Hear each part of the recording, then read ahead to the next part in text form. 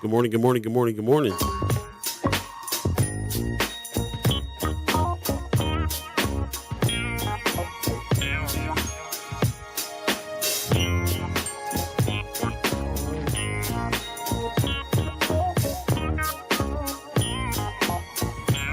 First Sky Omaha Radio, First Sky Omaha in the morning.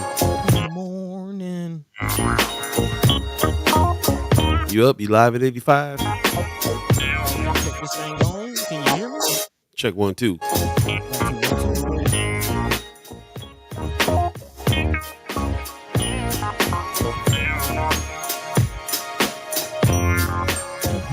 How about now?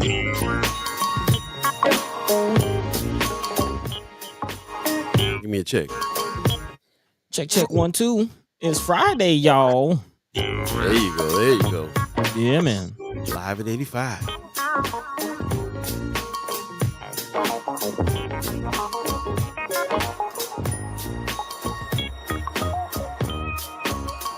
Right on. Looks like all systems go.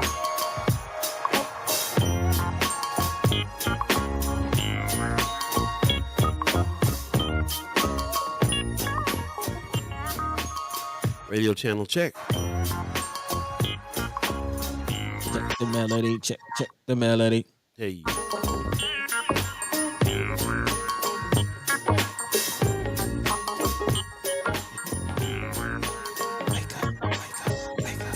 Right.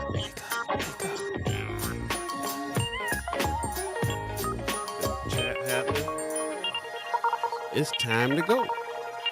Good morning, good morning, good morning, good morning, good morning, good morning. You're listening to First Sky Omaha Radio, First Sky Omaha in the morning. In the morning. All Beeee, Buddi3 Da Gawd, all of you chat chimers, ghost listeners, radio listeners. Thanks for joining us on this Friday, November 17th, 2023. It is the end of the week and time for the weekend. I don't know how you guys feel about that. A lot of us work through the weekend, so we don't get so excited about it. But, yeah, maybe there's some still old school. Any plans? Yeah, let us know. Yeah, this is Haps Friday, so definitely let us know what your plans are and all that good stuff, and love to hear about them. And we'll definitely be talking about the Haps today, some of the things that's been happening and some of the things that might be happening coming up soon. So, yeah, so welcome, Buddy. What's going on with you today? How you doing? Man, I'm all right. I'm feeling good. Yeah, I was able to. Yeah. Yes, straight from the world of Coca-Cola. Yeah, man, feeling good. Got my meditation in this morning. Yeah. Today is the day. Jumped up, listened to some of that Andre 3000 album. The meditation music. Yeah, man, it's straight vibes, man. Feels good. Which was kind of the topic of conversation in his latest interview with GQ. Kind of talk about where he is musically. Andre 3000, man. The legend. It's nice to, get some new work from him. Yeah. New Blue Sun is the name of the album. It is available on YouTube. Yeah. Or wherever you stream music. Go and check it out. Highly recommended. It is meditation music. It is exactly what you think. He's been going around blowing this flute like in Japan and all these places for a few years now.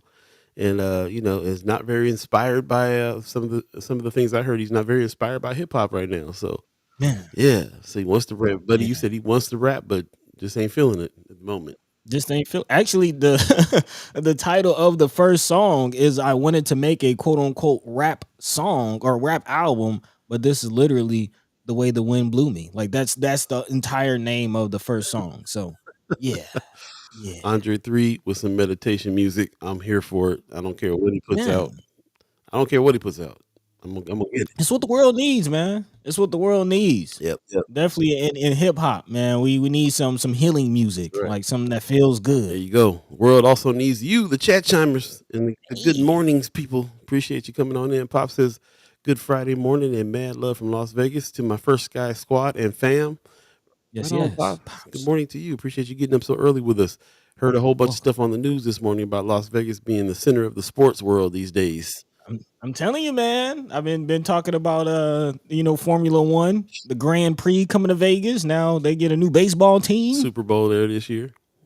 Yeah, man. and Yeah. of course the Raiders, which I still don't know how I feel The about it. I don't know how Raiders. I feel about it. I'm an old school Raiders Cali fan, so I don't know. Yeah. I don't know. Cuban them seem to think it's okay. They moved to Vegas, so I guess, man, Back in the LA days. How far a drive is that? Vegas to LA? What is that, like 3 hours? 3 hours, yeah, depending on how. Yeah, I mean, it's kind of the same. Like, I consider Omaha like Chiefs country. It's about a 3 hour drive between Omaha and Kansas City. Okay, that's what's up. So it's still home team. Still home Okay. team. Since you got your meditation in today, I'm gonna go ahead and let you hit Leia Keister's hello. Okay. Exercise the Me, brain. me, me. Happy Friday, yippee, yippee, yippee, yay, yay, yay, yay, yippee, yo, yo, yay. There you go. How'd I See, do? How'd I man, do? you Let can me know. take over. You got the bars now. See, Andre ain't rapping no more. Just go on, take it over. Amy H. No Doc gives us a happy Friday. Good morning to you. Yes, Wanda yes. Good Lewis morning. says good morning over here on Facebook. Appreciate you. Appreciate you. Hey, Brother Amir Sanchez says, so I didn't go to the pressure tour in KC earlier this year. Gucci, Jeezy, Piles, my rich homie, my Quan. rich homie Quan, but Jingle Jam, I'm in there like swimwear. Okay, Okay. Who's a part of the Jingle Jam? What's that? is that the Curtis Blow? I think that's a hip hop Oh, nutcracker. Is Nutcracker. that the Yeah, same yeah, thing? that's right. Yeah, Yeah, let us know. Let yeah. us know. What's Jingle Jam, man? Let us know. Yeah. Amy H. Dot gives us a good morning. Good morning to you as well. Welcome. Like Keister's Welcome. giving you a round of applause for getting it Okay. right. That's what's up. Nailed it. And Gwen Easter gives us a good morning on Facebook. Good morning to you. Appreciate it very much. You guys over on Facebook and YouTube this morning, so we know they're both working, and can't wait to hear and see your comments this show as well. And also, if you could do us a favor, share the show on your page. Yeah, That'll get man. as many people kind of coming in and checking it out as possible. We can get some good comments and questions going, and all that good stuff. Mary Sanchez says no Gucci, but everyone else. Okay. Okay. Okay. Jeezy Plies. Rich homie Quan. Yep. Okay. Yep. Pop says I had no idea about Vegas sports. I might as well be living on the moon. I mean, I don't know with that dome. You might be living on the moon. You might can. Well, Pops, you was telling me that this is kind of the center of the online gaming universe as well. Like Pops told me that Yeah. there's only a few places in the United States like that major poker games and stuff like that can be done. So it was already the gaming capital of the world because of that stuff. So now they bring in There you actual go. other sports to it. Interesting to see. Interesting Yeah. to see. When I was there a couple years ago, I was seeing plans like they were still building the Raiders stadium. Mhm, And then I've seen other plans for like they're trying to change it less of a casino haven to more like just a adult mhm. playground. You can do more things like top golf and all kind of stuff. Like there's all kind of stuff coming to Vegas. Very interesting. Very interesting. I'm not a big gambler, but there's some things coming to Vegas that find quite Kind of been that interesting. way for a while. It's kind of they've been leaning towards family friendly. Right. The Right. Right. money's in not the adult playground, but the money's in the actual, bring your whole family and spend a bunch of money Hmm. on your kids stuff. So it's already kind of went that route, kind of like how New York did a little bit, Okay. and just more kid friendly in general. But it's interesting now they're going in this direction of sports. So we'll see. I wonder what the future. I wonder what Nebraska will lean into at some point Hmm. if they ever Hmm. change industries and things like that. Man, we never really got into that whole film conversation Hmm. We never about do. Yeah, Nebraska. there's rumblings that they're trying to do some get some tax incentives for films and try to really kind of bring some of the film incentive here. I think Alexander Payne is a huge part of that. He was just here, as a matter of fact. I did a speech at Film Streams recently, and Hmm. he's a major film player. He shot and made the film Nebraska here in Nebraska, and that kind of really Yeah. sparked some things. And yeah, maybe in some ways it'll be a little bit of a film town. They're seeing what it did for Atlanta. Man, and we always talk about the Omaha Atlanta connection, so that'd be very, very interesting. Actually, thinking about it, a lot of films that Alexander Payne did were kind of shot in Nebraska. I think there was a couple scenes from Downsizing Oh that were yeah, in that's right. Omaha. Yep, yep. Yeah, yeah, he was at the bar over off of Saddle Creek. Hmm. That's very true. Yeah, yeah, yeah, yeah, Whenever yeah. So yeah, I don't know. I'm here for it. whenever he gets Yeah, there's a couple of film heads. whenever he gets a chance to come out here and shoot something, he does. So because that's his hometown. So I think, and he's such Yeah. a major player in the industry. I really feel like it's there's a person like that who decides he's going to go to an area can really kind of stimulate the area there. Hmm. So maybe Yeah, that'll definitely big economy boom. Yep, yep. For those of you who don't know, First Sky Omaha is working on some films right now. As a matter of fact, yeah, Hey. man, working with Metropolitan Community College, the 180 Reentry Program, and there's a program there right now that I'm filming called the Life Program, where they actually it's like this is what I think Terrell McKinney and those guys, Senator McKinney, should be looking at when they're trying to reform parole and even Mm. the role of parolees. The people that work at this life program are like life coaches, man. They help you find a job, help you find a place. You can come talk to Yeah. them when like a therapist. They do group sessions. They help them enroll in school. So it's really like a real comprehensive, trying to make it so that when somebody gets out of jail, they're just not jamming out. They're actually able to come out and learn some skills and get into society so they don't go back into jail. And it's a super successful program. So we're kind of doing a little documentary film on that. And pretty soon I'm gonna have to go back into the jails and do some interviews with the guys there because they're kind of these are still incarcerated people that are just in a program that's allowing them to come out and start getting started back in life. So Man. yeah, it's huge, man. Shout out to Diane Good Collins for heading up all those programs, man. It's really really something else. But yeah, man, I'm having fun. I'm coming back in my element over there, shooting, editing, building some film stuff out. So it's good. It's good. I'm feeling good about it. Yeah, new work coming from First Sky Omaha in 2024. Actually, a lot of stuff coming from First Sky Omaha in 2024. We're definitely excited, man. So appreciate the support we've been receiving, and yeah, y'all strap in. Strap in. Kimber Snipes gives us a good morning, y'all. What's happening? What's happening? Hey, hey. Pop says, "Yep, the World Series of Poker has always been in Vegas." So Yep, that's what's up. yep. Mayor Sanchez says Omaha, Nebraska has all four seasons, so great for movie scenes. Very true. Yeah, yeah. Also, it's kind of like a diverse, just scenery, not just the seasons, but you can make some streets and blocks in Omaha look like some different places depending on how you shoot it. So So, yeah, very interesting. Mayor Sanchez also says someone should start the Omaha to Atlanta connection page. Yeah, Hmm. kind of a variation on the idea we have for First Sky Atlanta coming soon. Boom, boom, boom. Miss Erica Fell says, "Good morning. Good morning to you. Appreciate you coming on in this morning." Brother Kasim is in the house. Says, "Peace, fellas. A small update. We are building an archery range on the land. Speaking of skills, hey, that's what's up. Okay. We were looking at some stuff that was going on with the school system. Some of the schools out west were really, really, considering getting rid of some of those things because they were trying to save money and a bunch of other reasons. And then, of course, they all voted no. We got to keep our archery. We got to keep our hunting classes. We got to keep all these things for our Mm-hmm. students. So I just thought, man, is there any archery in North Omaha schools? You know what I'm saying? Like, Actually, oh, yes. okay, okay, cool, Yes. cool, Yeah. cool. We did I remember back in North. Back in my North days, they had archery as a part of PE. We did like Hmm. archery things and had a couple archery classes and stuff like Okay, that. so this won't be Um foreign to people then. What they got going on at the BAA. I don't know, man. Hopefully not. Hopefully, no. Hopefully not. Yeah. Interesting. I want to check that out myself, man. I always kind of had an interest in that. Like, I'm not into certain things, but I did want to get down on some archery at one point. I think there's Really? some just there's I always had really good hand eye coordination, so I always was interested in the precision of that particular sport. So yeah, I'm gonna have to go over there and check it out with you guys, man. See what's happening. That's what's up. Yeah, So yeah. there you go. Some breaking news from the BAA, man. Update: they're building an archery range on the land, and there'll be another thing for the youth to be able to kind of hone their skills and get into and do Get some. some life Yeah, skills. man. That's what's up. Appreciate that. Mr. Erkenfeld says, I have a Portland friend that's competed in the Poker World Series a few times. Okay. Okay. You know all the high rollers up there in Northern. So, Yeah. The high rollers. Mama God gives us a good morning. Say good morning, Sky, First Sky fam. Good morning to you, Mama God. How you Hey, doing? hey. What's going on with your health? How you feeling right now? Let us know. Actually, yeah, she did give me an Okay. update with that, and apparently it's looking like what a lot of people in the chat was saying. Actually, that they were testing positive for tuberculosis, but not really having any symptoms, or they're just testing positive for it.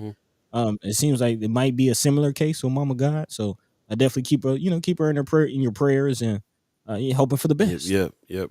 Once again, appreciate everybody that's joined in. I love it, the good mornings portion of the show. So very much appreciative of that. Good morning, good morning. Also, all the radio listeners as well. Let us know 6:30 Club. How was the mix?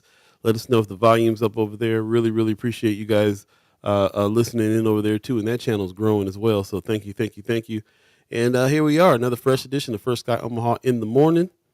In the Friday, morning. November 17th, Paul B, Buddi3 Da Gawd, all of you chat chimers, ghost listeners, radio listeners. Let's go ahead and get this show started, y'all. Let's start the show.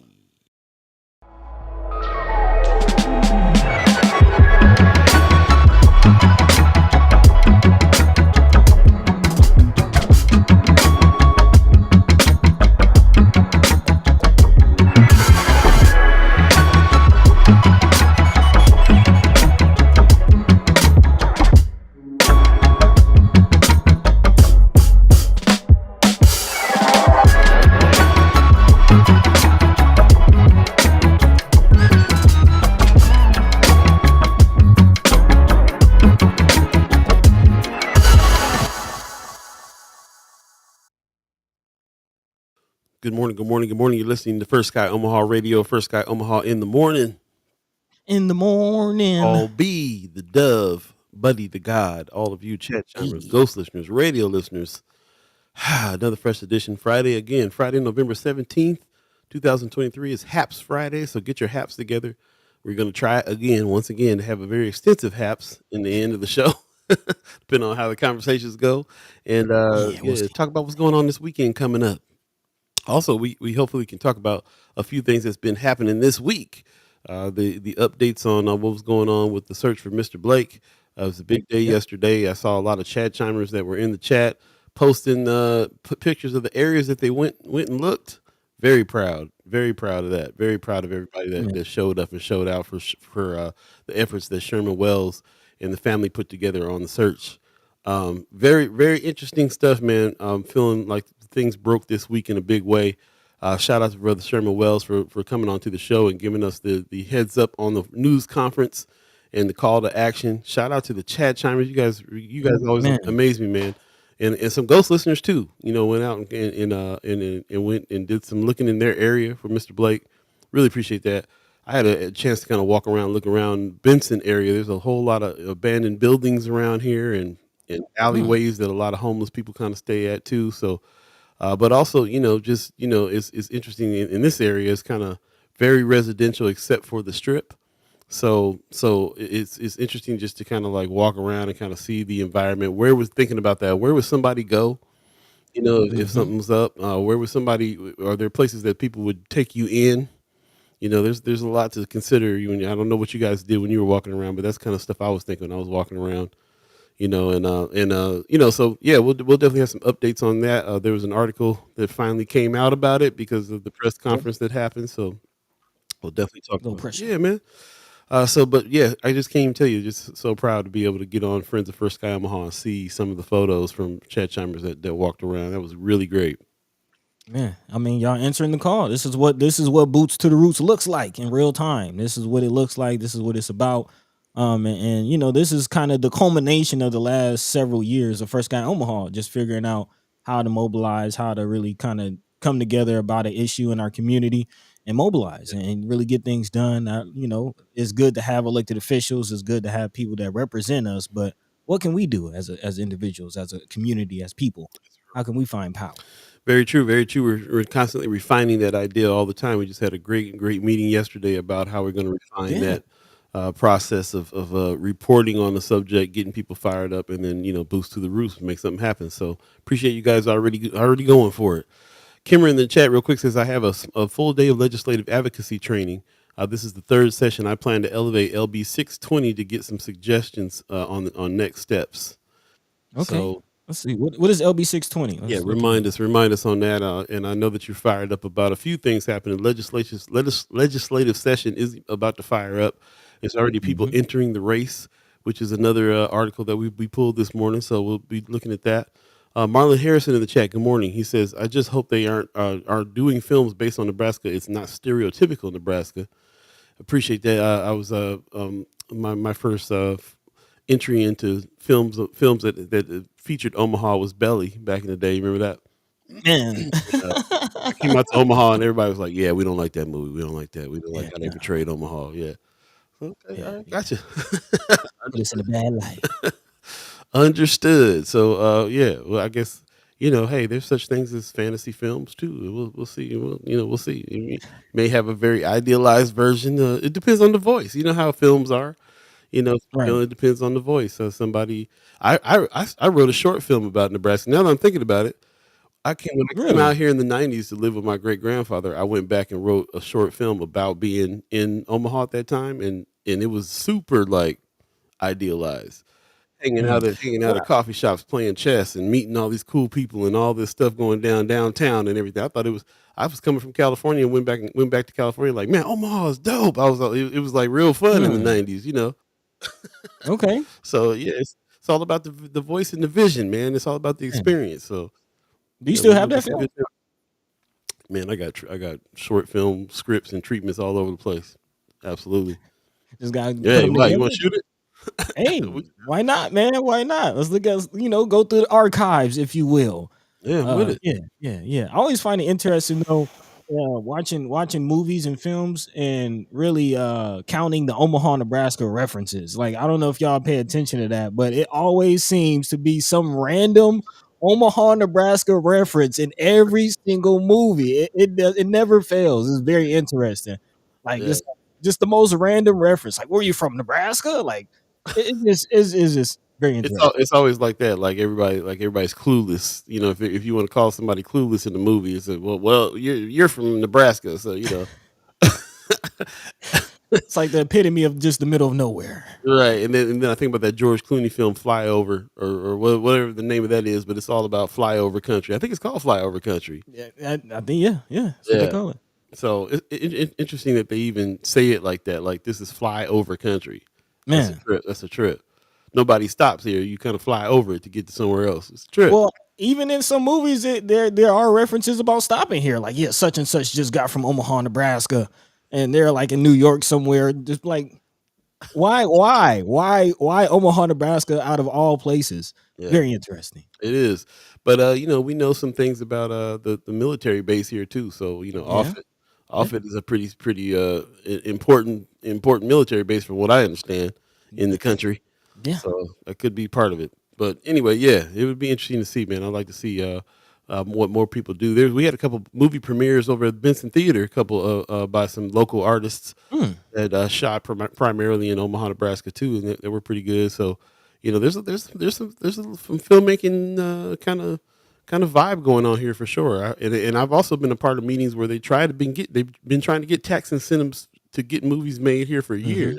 mm-hmm. So ever since I got in town, that's one of the first couple things that I did the first couple of years was join these associations that were really trying to push for that Really? because there's filmmakers in town that really want that incentive. Yeah, so they've been working for a lot of years, and it's interesting they're finally talking about giving tax incentives for filmmaking here.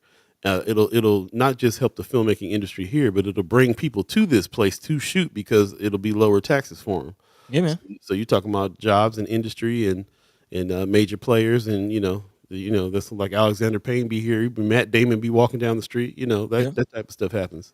Yeah, So, actually, that's we talk about Atlanta being kind of a new quote unquote black Hollywood, and that's part of the reason how it became that. If you watch a lot of productions that come out of Atlanta, at the end you'll see that peach, kind of peach logo at mm, the end. That's coming from Dallas Austin. Shout out to shout out to Dallas Austin. yeah, Yeah, yeah, Dallas Austin, again, legendary producer, and music industry exec, but he kind of helped put together that tax incentive that is behind that. So a lot of the Atlanta productions that you see comes from that tax incentive. Yeah, yeah, yeah. It's funny, follow the money, follow man. the Shout money, out to the legendary Dallas Austin, man. man. Producer at TLC, Yeah, all these huge bands, man. Back in the day, man. worked with Babyface. Yeah, dude. Yeah, Yeah, yeah, yeah. that's Spearhead X, aka DJ Big X. Yeah, the whole squad, whole squad. whole squad. Mama God is giving some update on the situation there. She says infectious disease doctor said no symptoms right now, so focus on eyes.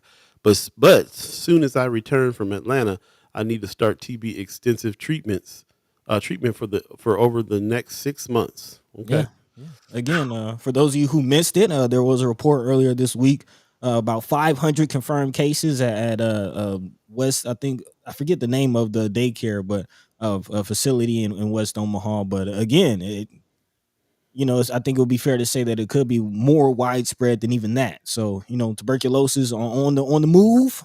Be careful, Mhm. y'all. Be careful. Be careful. Kimra Snipes says it's amazing what you see when you just walk in your neighborhood. Yeah. Yeah, I agree. And for those of you, we put the call out there. Please join your neighborhood association and build one if you don't have one in your neighborhood. And it kind of starts from you kind of walking around and even seeing who's there, even just seeing what's up, seeing what you uncover with what's going on around you. So a walk in the neighborhood is always a good start for getting to know a neighborhood and just being able to check out and see what's going on around you. So that's what's up. Miss Erica Fest says, due to my work and training last night, I couldn't yesterday. However, I have the weekend and will be looking and documenting it. Where is hashtag Where is Mr. Blake? Thank you. So yeah, I appreciate that. That's a good point too. Those of us that couldn't get out yesterday, that don't mean the initiative is over. We Yeah. want to try to get out today, get out this weekend if we can. Keep on taking a look around our own respective neighborhoods and check it out. So that's what's up. Pop says, I was one who always tested positive for TB but never had it. The testers explained to me that I was carrying it, but it was dormant and may never and be never present. Maybe the same for Mama God. Yep. Hope Yep. so. Hope so. What she said. I don't think I've ever been tested for TB. I have to check that out. I don't know if maybe you have to ask for that. Is that a specific thing, or is it when you get blood work done? Do they just can they find it there, Yeah. or they have to look for it specifically? I don't know. Yeah, it sounds like something that's been pretty rare. So I don't know if it is a part of the, typical, like you go to Walgreens and get your immunizations. Is that a part of the list? Good question. Very good question. Kimmer is talking about that bill she mentioned earlier. Where was it? Can't remember which one it was, but she was LB 620. 620. Yeah, LB 620, and she's telling us what it is. I'm trying to go through this chat. Chat's going off already. That's going off already. Here it is. She says the McDonald. Let me see if this comes up. Yeah, that's it. The McDonald bill McDonald Wayne bill discussed on Wayne. Monday. The McDonald bill. Okay. It's the bill dealing with again just lowering the felony limit to 12-year-olds and also allowing 9-year-olds to be incarcerated and detained. We talked a lot about this yesterday. Cameron, we know we were really fired up about this, and we are too. And it was just this week we were thinking about the things that stood out on the shows, and that was the first thing that happened last Monday when Senator Wayne told us about this, and we all kind of like it's been on our minds all week long. Yeah. And as far as advocacy is concerned, thinking about getting people together, boots to the roots, get up there and fight this thing. And the first question was, well, who's behind this bill? That and we can name some of the senators that are pushing for this. And it would be great we can try to have those senators on the show and ask them some really direct questions about what's behind the reasoning on this. We've been hearing rumblings about what's behind the reasoning on this, but I kind of want to hear from the horse's mouth, man, on this, and then and that be the start of understanding what's going on here, understanding the stakes, and making a decision about whether or not you're going to support it or fight it. And I think a lot of people here will appreciate getting some more clarity on that particular bill because we all been thinking about it. If you've been keeping up with the show this week, Yeah. in a big way. Yeah, and there's some rumblings that the senators again will love to speak to them directly, but it sounds like they might also be open to other solutions if we have any better solutions, recognizing that this isn't the best solution to some of the violence that we've been seeing in our community that has been happening at the hands of some 12, 13, 11, 10-year-olds, like some young folk. So how can we steer them in some different directions? Yeah. So this is one of those subjects we pick up and be talking about and discussing ongoing.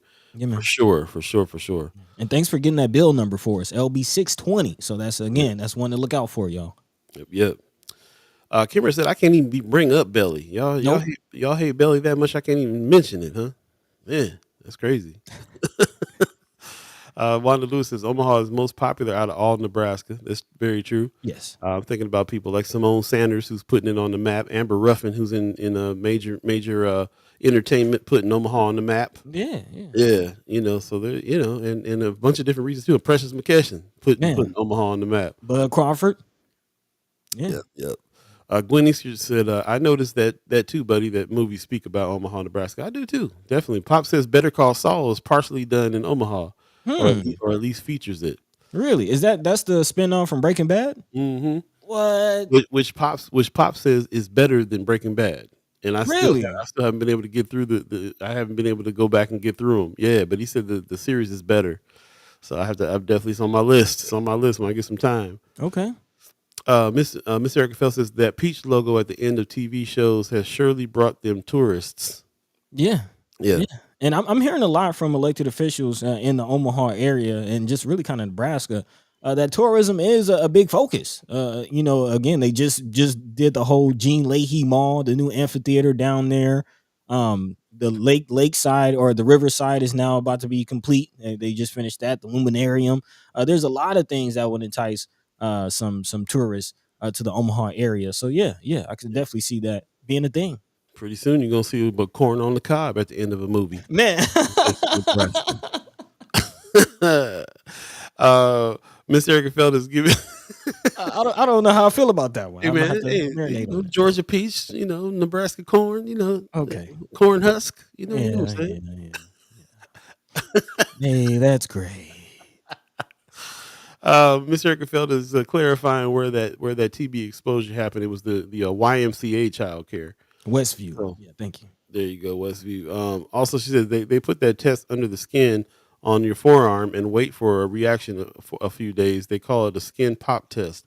Okay, so I've Mm. never had that. So you got to ask for that specific. I guess if you're showing symptoms of tuberculosis, um, then that's how they test it. So it's probably not like something that just is in a routine test. You got to ask for it. Sounds like. She says I got some additional context in the bill from Leo Lewis talking about getting back to LB. I 620. already forgot. Let me write it down because you know Yeah, how I yeah. do. LB 620. LB 620 because I'll forget every single time Yeah, man. she says it. So that's what's up. She had already speaking to Leo Lewis over there at Malcolm X Memorial Foundation. I'm trying to tell you, man, the rumblings. This thing is we heard is going to be pushed, and we are, and all the powers, all the leaders here around our area is getting ready to chime up on it, led by Kimra Snipes, Yeah. Yeah. because she's fired up, and of course, it's interesting to see the mobilization happen. We're definitely going to talk about it more. We're going to try to ask the senators on who's behind it. We're talking about hitting Chris Baby Boy Bowling up, maybe to write something about it. Hmm. So it's interesting how everything is mobilizing the way that it is over this news. That's what it's about. Building the ecosystem. Boots to the roots, y'all. So yeah, we definitely appreciate y'all. Don't just contain the conversation here. We're not just here to have the conversation just to bring viewers. Like we really want to informed public.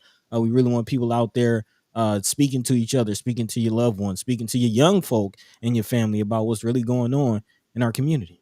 Word up. Yeah. T. Ren in the house says they're going to justify the waste of money on the new juvie center, one way or another. Mm. We got an article in today talking about the triple digits numbers of kids that are in the juvenile justice centers right now already.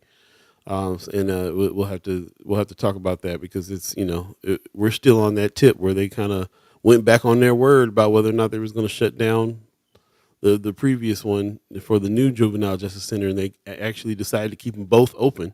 Yeah. And it's it's just like anything else.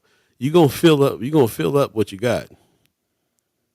It's not gonna be lacking. You build a bigger prison, they'll fill it up more. They'll find people to fill it up. Man. It'll be an overcrowding youth facility crisis soon. And we're seeing it same situation with the adult prisons. Again, a shout out to Senator McKinney, who is not budging on his push to close NSP, Nebraska State Prison.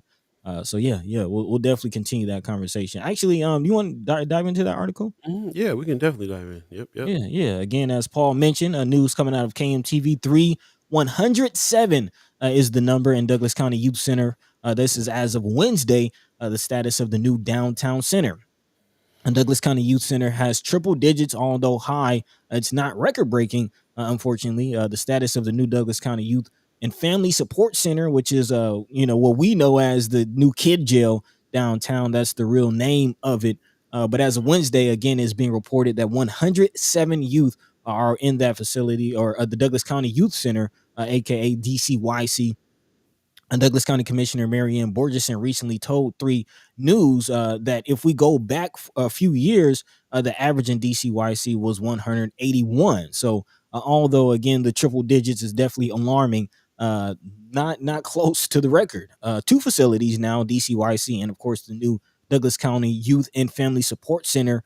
When Marianne Borgeson looks back at her time involved with juvenile justice, she says a lot has changed, saying there are probably younger kids committing harsher crimes. And so then you kind of have to step back and relook because it's changing environment. The Douglas County Youth Center is holding a place, not a placement.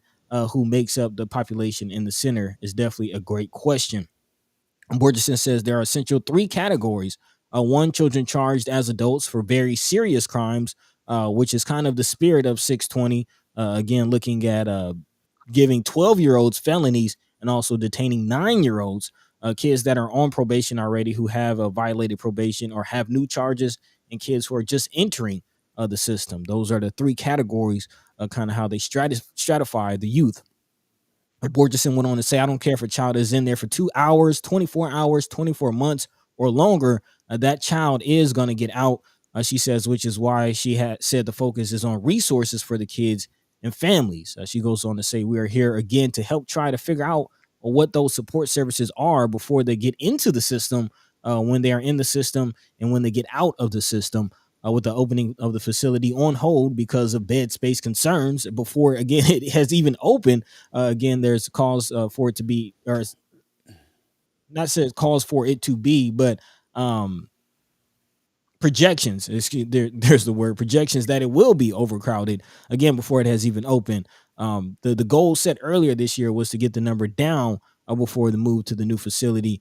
But again, the high numbers is why we're seeing the possibility of both facilities remaining open. As far as the call for more resources for families, what say you, public? What do we feel about this new facility? Again, 107 youth in our Douglas County Youth Center. How do we feel about that? Yeah, I mean, it don't feel good. Like I said, I really feel like it's one of those things like if you build it, they will come. It is they can Mm-hmm. have another, they can build a facility and have another 100 beds, and guarantee you they'd be up to they'd have another 100 kids in there at some point. So if there's no efforts being done to curb the kids having to be in these facilities in the first place, then they just have to keep, according to their logic, they got to keep on building them, which is unfortunate. Right. Kimber Snipes says she said average, so that means they were way more than 181 at given times. Yeah, that's a lot. Mm-hmm. And It then you is. start you think It about the is. And percentage. Then you start thinking about the percentages of black and brown kids that are in the group of 181 kids, and mm-hmm. it's the majority. So it's unfortunate. I It think we is. It is. got a little And lag I going on. guess You the might want to trend close the that's even window. causing. Okay. The How about now, King? Yep, Hello. yep, better. Hello. Hmm. Okay. Um, the trend that's even more alarming is, again, according to Marianne Borgeson, why and what some of these youth are in there for. Again, kind of younger folk committing more heinous crimes, which again is sort of the back context behind this LB 620. As far as again, more youth, 12-year-olds, 9, 10, 11, 13 year olds, preteens causing very violent crimes, even sometimes murders.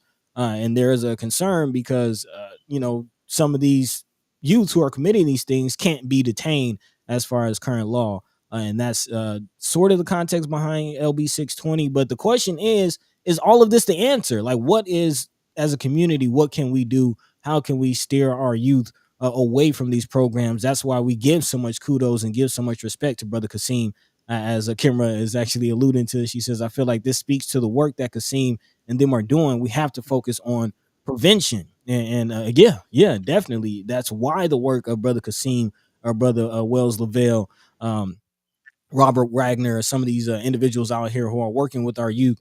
That's why it's so important. And yeah, to kind of hear the reason why some of these youth are getting into this is because older folk are giving them the guns, knowing that, again, these kids can't be detained. It's a concern. Like, what, it's kind of time for the real men in the community to step up. Mm-hmm. Well, Steph Tony Johnson is asking any community groups on record against it. Not that I don't know yet. Like I said, we just got wind of it Monday, so it'd be Right. interesting to see who else is also paying attention to this, and if not, inform them, help inform them, see if they can kick in and help with some of these things as well. So it's interesting that those details, that is the case. If they're finding out that adults are giving these kids these missions to go on, then how is it that it's just like it ends up the kid having to pay for it. Even though they might not go to an actual regular jail, they're still going to juvenile jail, which first of all, it just messes their life up in the first place to be that young, engaged in this activity. But also, are those people going to be held accountable? Those adults going to be held accountable as well?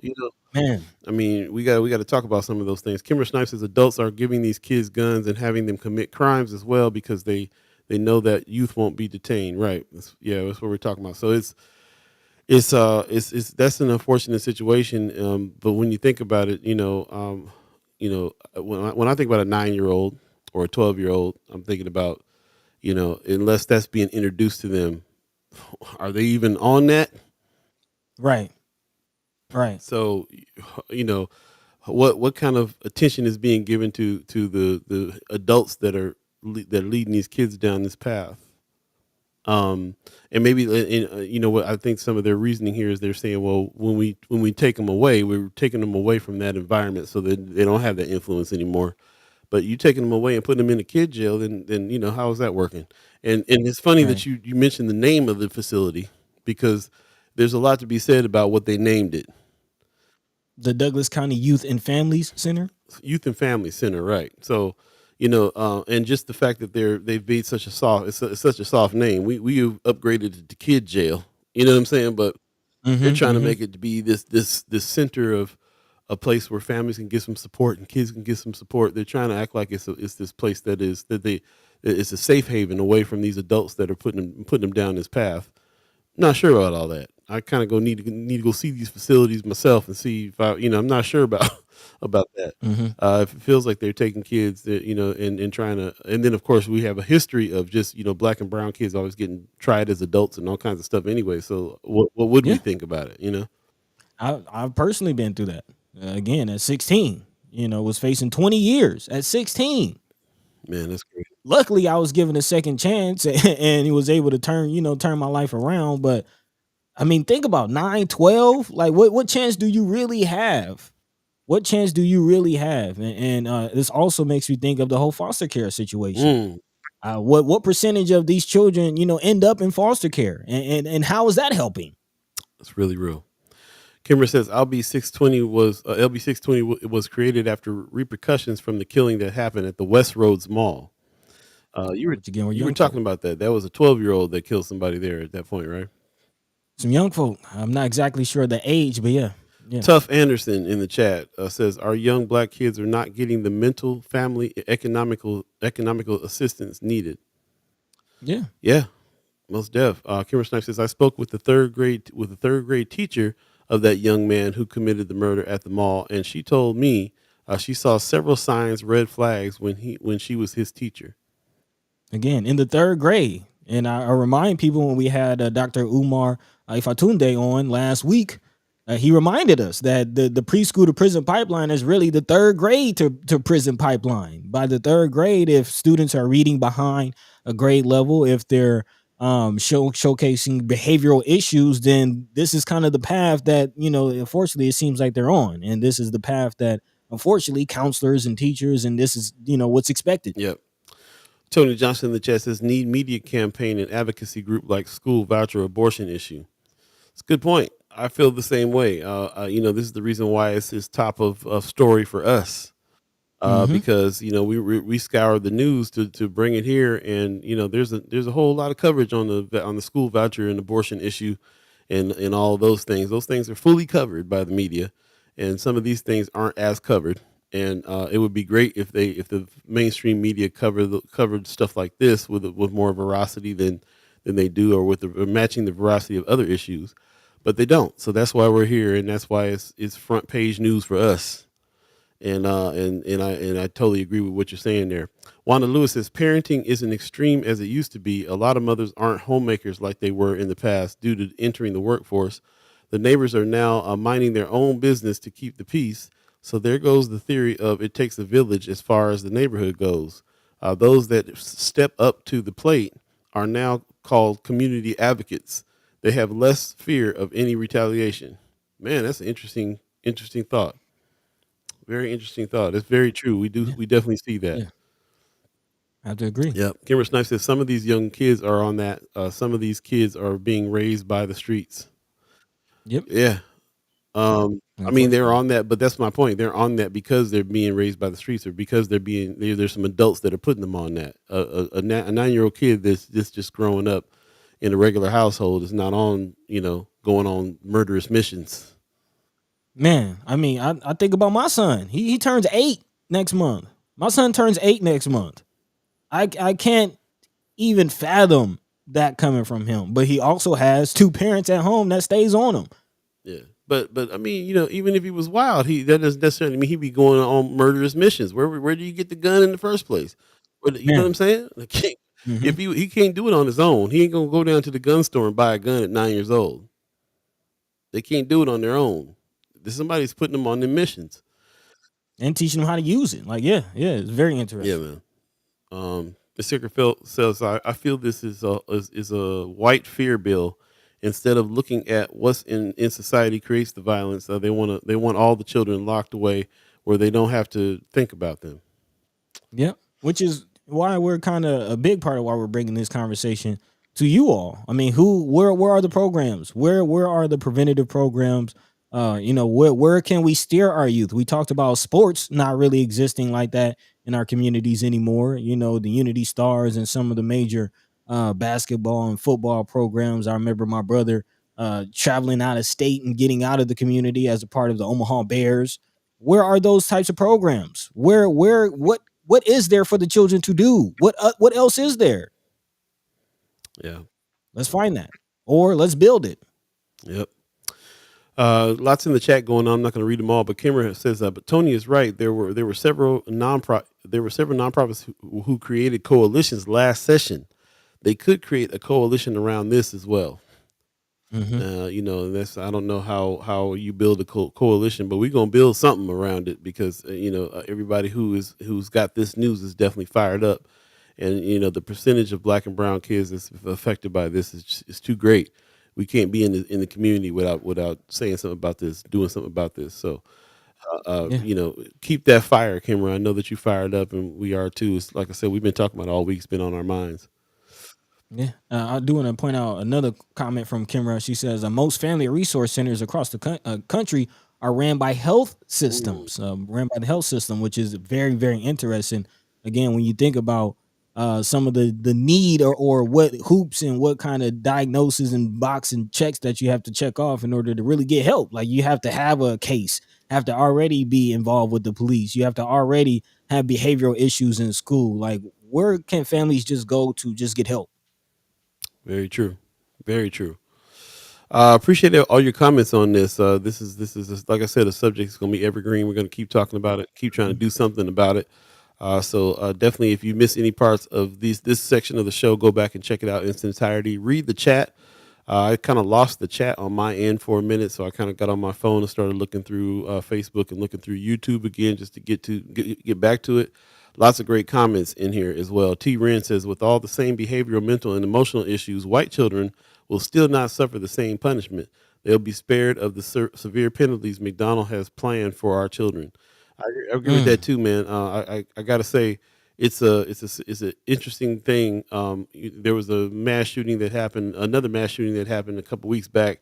First thing they said was somebody suffering this white kid suffering from mental health issues, and that's the first thing they say on the news conference and let you know that they've already assessed that this person is not just out here with evil intent, but has some mental health issues and killed a bunch of people. And that's, you don't need, how often do you hear that when it comes to what's going on with black and brown kids? Not much at all. Wanda Lewis says SNAP and other benefits may soon be going to the Juvenile Justice Center. I wouldn't put it past them to redirect. That's interesting. Ms. Yeah. Erica Phil says, I have had children in my care who were not being raised by their parents, one in the streets other than in the pen. They receive SEL from me and later elementary teachers. They're successful adults now. Social emotional Social learning. emotional Right, learning. right, Glad right. you brought that Yeah. back up for sure. Yeah, full circle, full circle. I mean, yeah, I mean, who's dealing with the mental health? Who's dealing with the social and emotional and mental aspect of these children before they get hit with the criminal Yeah. label? Which going back to Ava DuVernay's 13, we all know what that label really means as far as when you label young black and brown youth as criminals. Most deaf. Tony Johnson says black church specifically used to be the refuge. Yeah, Not really anymore. Also, Miss Erica Felt says yes, there were some foul teachers they had, but the child trusted me to tell, and I want to check the teacher. Social emotional learning and trauma informed caregivers and teachers are the key to preventing crime. Very yeah, true. Marlon Harrison in the yeah, chat, he says, as an educator, I've seen so many things from our youth. While I seen doing good and changing their life around, but I've seen some kids who sadly might get caught up in the system. yeah. And a big part of that comes from distrust of adults. Let's Mm. just let's just call it what it is, which is why what Miss Erica Feld is saying is so important as far as her having that relationship with the child, and the child trusting her enough to say, "Hey, this is happening," and her standing up for that child, because that's really what it is. A lot of children feeling like they got to stand up for themselves, not really being supported, So true. just not trusting adults, which causes mistrust in a lot of other areas. So true. Marianne Williams in the chat says, morning. Good morning to you. She says, we also need more black and brown teachers. Many studies show it has a ginormous effect on young people for many, many reasons. So Yeah, true. We yeah, we often talk about that. We yeah. have discussions all the time about what at what point did you have a black teacher and what kind of difference did it make for Mhm. you? You know.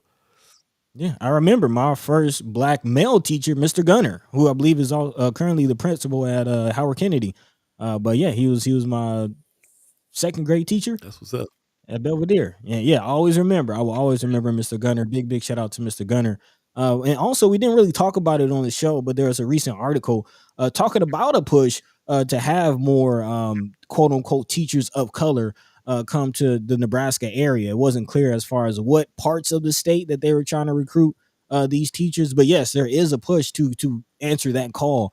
Marianne Williams, thank you for that point. Not just black teachers or teachers of color, but specifically black male teachers. I think are very, very Yes, important. yes. My first black male teacher, sixth grade, Barton Elementary School, Mr. Mack. This brother's name was Okay, Mr. Mack, bro. And you told me about Mr. Mr. Mack Mack was the before. coolest cat I ever met in my life. And he go outside, stand outside of the classroom smoking a square. Just all right, kids, get on in there. Just Leonard Washington all day long, bro. And it made such a difference because I was kind of a excitable kid, and he always used to be just, man, just chill out, bro, just chill out, Oh yeah, and oh yeah. instead of Even stuff that I was getting in trouble for the year before with Miss Albert, you know what I'm saying? So so there you go.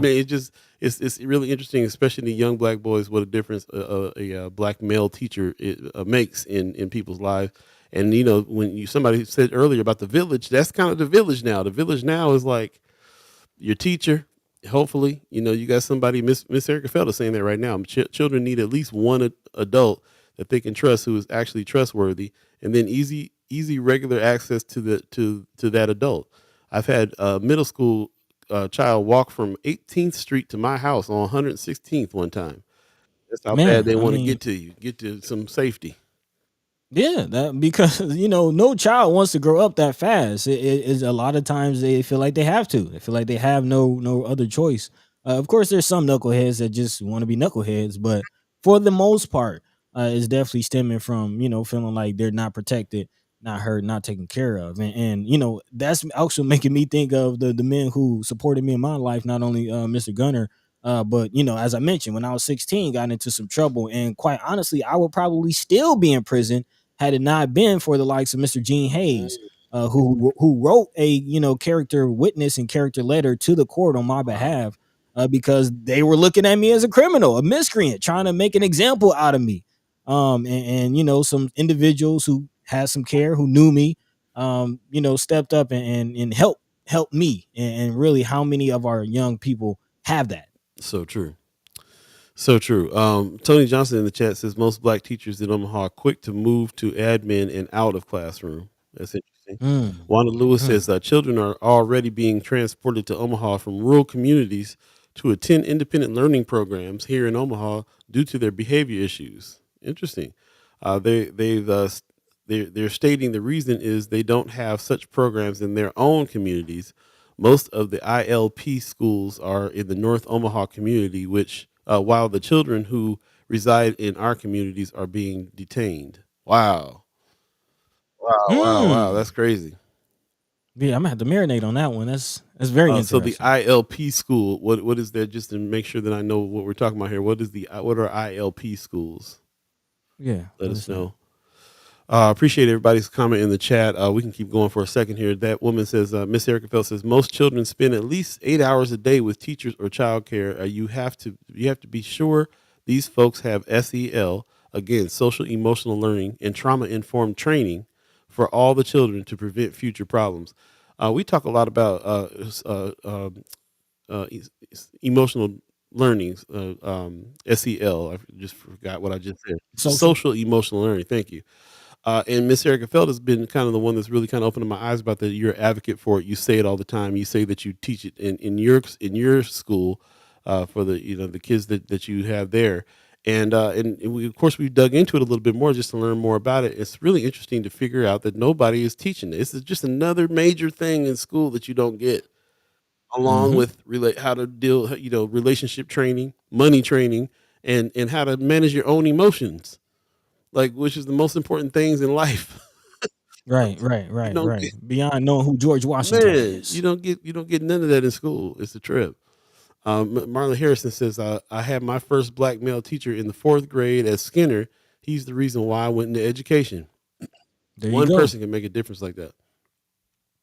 Kimmer says, I feel like I was the adult my kids in the library contract. I feel like I was the adult my kids in the library contact. They can come from they can come there and see me every day of the week almost. Yeah, that really helps too. Just if just you out and about and just being seen sometimes, and of course approachable. And you talk to them, you say hi. So all that stuff really, I find really affects people a lot, young and old.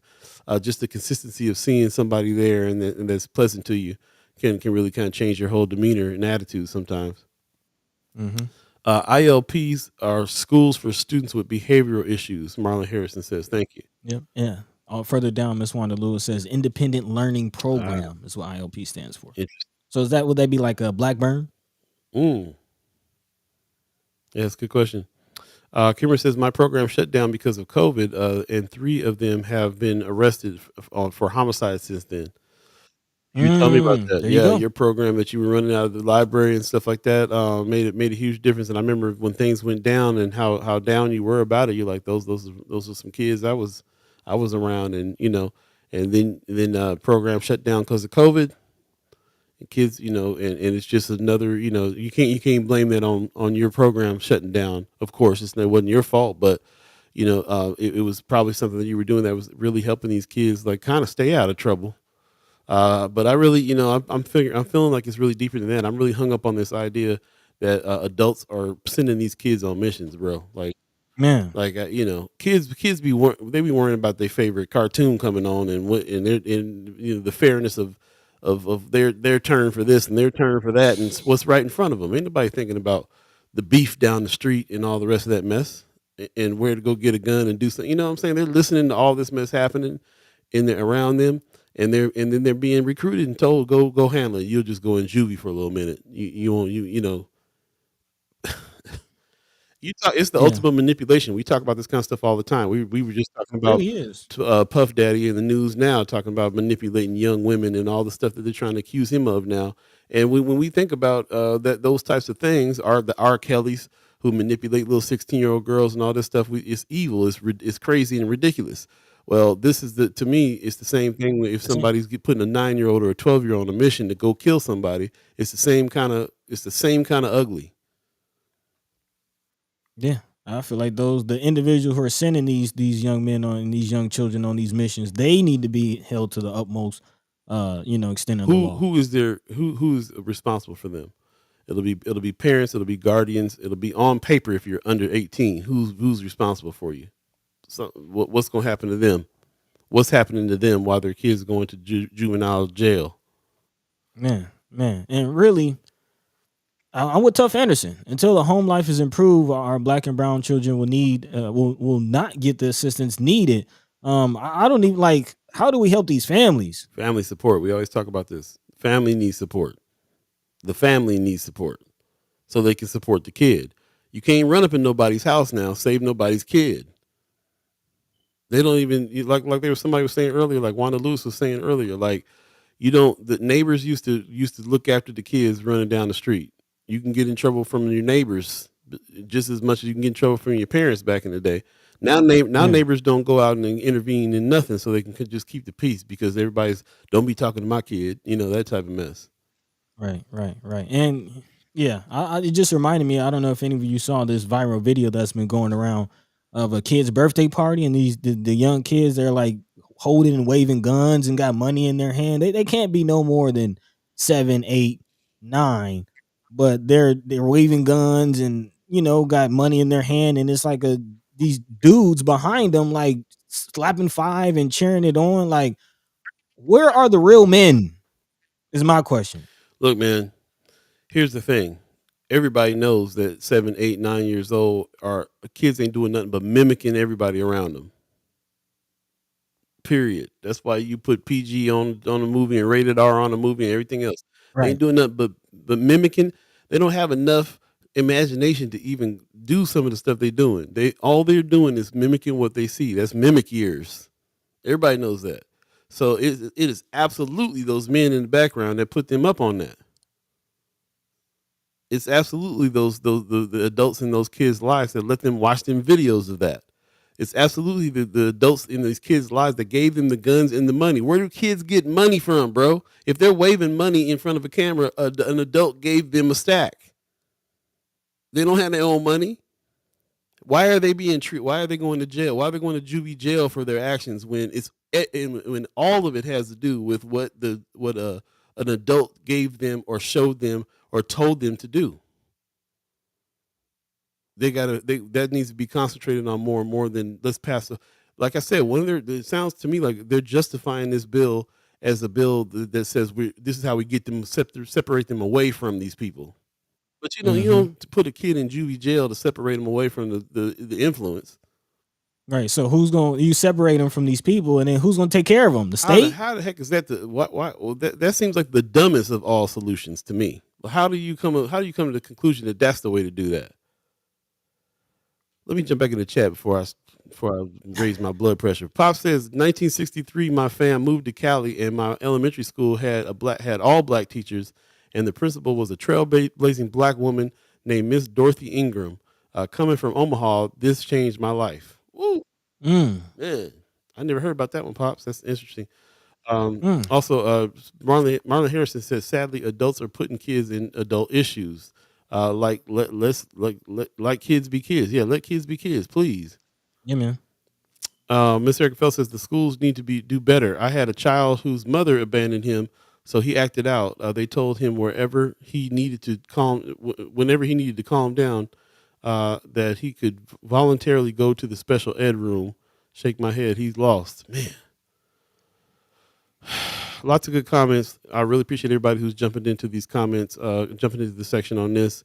Go back and definitely check these out if you would. That would be really, really helpful to the conversation to consider everything that the chat chimers are saying in the comments. Marianne Williams says white kids need black teachers too.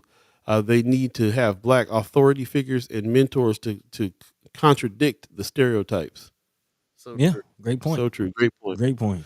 It is 8:04 right now. If you believe in the concept of time, we have been on this subject for a minute. Let's take a quick break. Yeah. Little smell the coffee beans. Come back and talk about a few more things. Again, this is Haps Friday. edition of First Sky Omaha in the morning. So get your haps together. Let us know what's going on for the weekend and all that good stuff. We'd love to hear from you, and stay tuned. We'll have some more information and haps to come in the next section. So stay tuned. Again, you're listening to First Sky Omaha Radio, First Sky Omaha in the morning. In the morning. Paul B, Buddi3 Da Gawd, all of you chat chimers, ghost listeners, radio listeners, it's going down. Stay tuned. We'll be right back, y'all.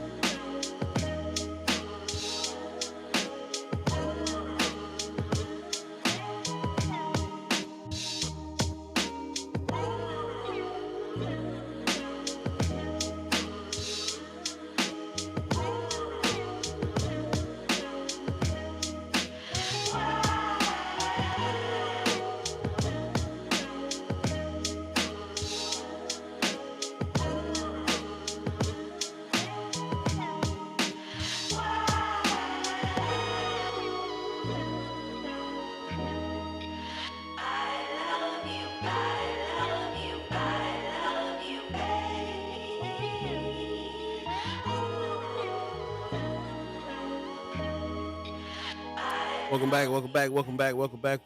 back. You're listening to First Sky Omaha Radio, First Sky Omaha in the morning. In the morning. Paul B, Buddi3 Da Gawd, chat chimers, ghost listeners, everybody who's on the radio channel as well. Appreciate you on the show today and all your comments. That last picture I put up there was Angeline and Timeless. They're going to be at the Holland Center on November 24th. So shout out to them for doing big things and being at one of my favorite places in Omaha, the Holland Center. Shout out to Omaha Performing Arts, who's always bigging up black music around here, man, bringing it to us and showcasing the stuff that's here. So shout out to them for doing the good work. And if for those of you that don't know who Angeline and Timeless are, what's wrong with you? Man, what's wrong with you? Look at them, suited and booted. Suited and booted, too. That's right. And they get down. Every time I ever see them, if they're opening for a major act, they always blow the major act away for me. So, man, yeah. They get Omaha'd. Y'all get Omaha'd when you come out and have them open for you. Man, it is also Friday. So, like we said, Haps coming up, and that's why we're kind of showing a few things now about some of the Haps that's coming up this weekend. We'll definitely jump into more Haps a little bit later on in the show. But I saw something funny, man. I was like, this is a motivational picture that I got up now that reminds me that, whatever's happening, we rise. Mija, if a tortilla can rise, so can you. Rise, mijo, rise. Going down, son. So hey, you're absolutely right. We're always on the rise around here at First Sky Omaha. That we're working hard over here for that. Somebody in the chat, we were talking about movies in Omaha a little bit earlier. Somebody in the chat said that Tu Wong Fu was filmed here in Omaha. I did not know that. It's really interesting that is the case because over at Benson Theater, they did a parody of Tu Wrong Fu. They call it Tu Wrong Fu. And this is Paris Stilton that's done a whole lot of stuff out here in Omaha with drag and stuff like that. And this was a really good show. This was back in the day, July 18th. I'm saying back in the day, but a few months back over here at Benson Theater. I think she's going to do Tu Wrong Fu next year in 2024 as well too. So really funny parody. Paris Stilton is a powerhouse. Really gets down. As a matter of fact, tonight she has a show at Benson Theater called Hanky Panky, the Encore. There's already been 2 other shows of this. This is Black Burlesque, and it's with the funk band in the back, and we're actually playing some funk. And yours truly is on the drums tonight, over here at Benson Theater. So come on, man, come on, let's get busy, man. We playing some old Anderson .Paak, all kinds of stuff, bro. Okay, the band is real. Funk band, straight horn section, bass, guitar, keys, live drums, live percussions. Yeah, it's a show. And then, Yeah, get and down. you know, I'm talking about the band because I'm in it, but of course, the actual show is the burlesque troupe that comes in and gets down. So it's gonna be a funky good time tonight for real. If you want to come check it out, 21 and over, of course, $15. The $60 VIPs. I think the VIP tables are getting close to sold out. There was only one more or something like that. So Okay. yeah, it's gonna be a thing. You might want to check it out tonight over here at Benson Theater as well. You can go to bensontheater.org and get your tickets, or you can show up at the door. You know, we got a box office there too, so you can do that. But yeah, let's support black women doing some things over here in funk, in the funk band as well. Come check us out. Hanky Panky Encore happening tonight. Benson Theater. I believe it's 7 o'clock. The show starts, so come on through. Yeah, there you Yep. go. Man, Paul B taking it to Man, the I'm trying to stage. take it to the stage, bro. It's about time. You know what I'm saying? I picked up them sticks and started hitting them like I never stopped. So that's Okay. what's up. There you go. There you go.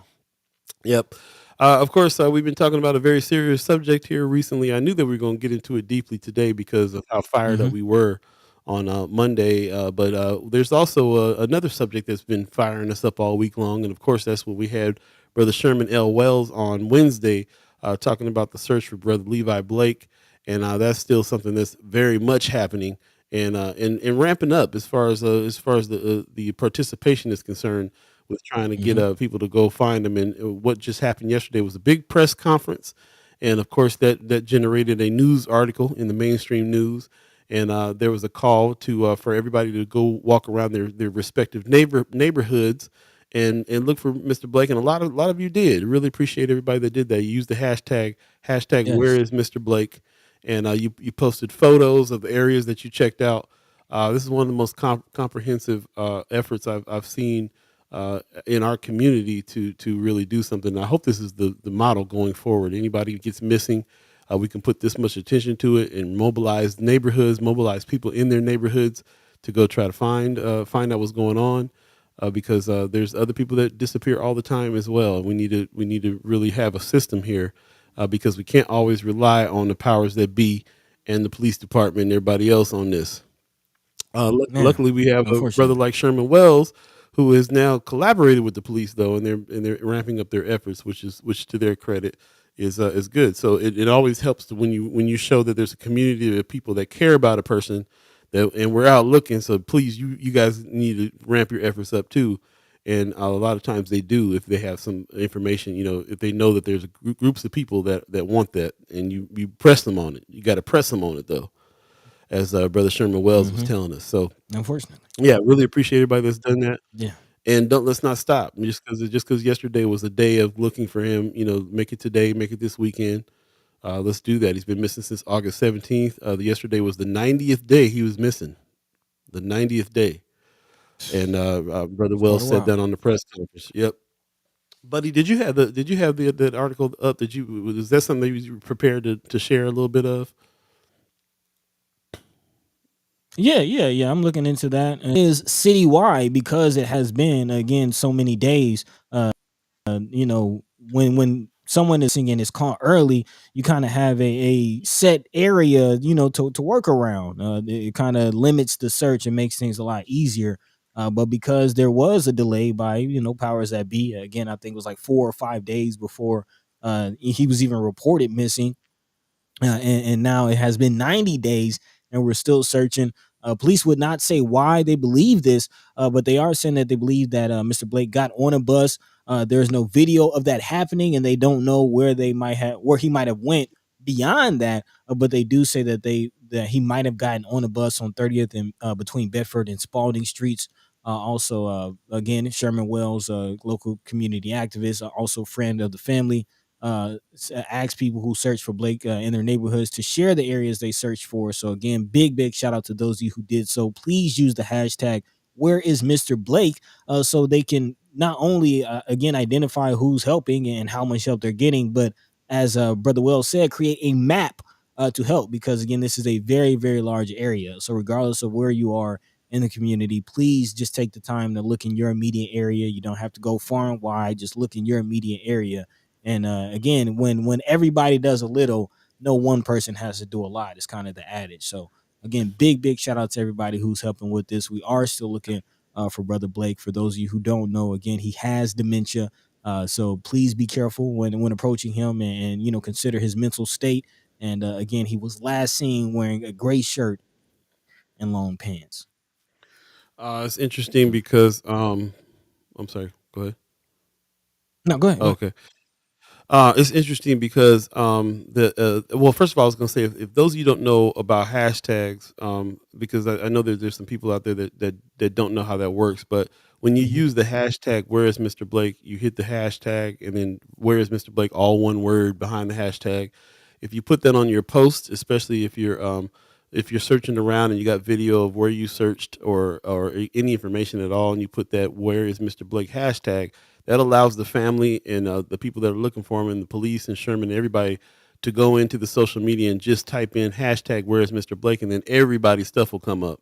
All of our collective findings and information and everything will come up all in one spot.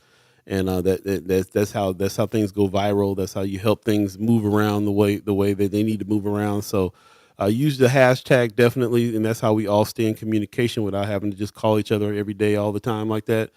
People that are looking for him can get updated by just putting in hashtag "Where is Mr. Blake" and reading all of our posts. Mhm. So number one, that's how that works. Second of all, Pops in the chat is saying, is there a reward being offered for Mr. Blake's rescuer? May encourage more to participate in the search. Yes, there's been some talks. We actually been talking to some folks about possibly putting something like that together. So the more information we get on that, we'll let you know Yep. if that comes to pass. Tony Johnson said, I heard Tony Vargas finally hosting event in North Omaha after Thanksgiving. Okay, Okay. we'll come Okay. back to that. Yeah. Definitely. On this particular subject, though, Miss Erica, I'm sorry, Erica Felt says I had to answer. Oh, I'm sorry, they're talking to each other. I guess we got Kimra so wrapped up in the conversation here, she didn't even want to get out the car to go to her training. So, hope we didn't make you late. Yeah. Yeah, but anyway, I appreciate everybody that's jumping in on this. And again, can't tell you how proud I am that to go to Friends of First Sky Omaha and see people who have put video up of the areas that they looked at. Boots to the roots.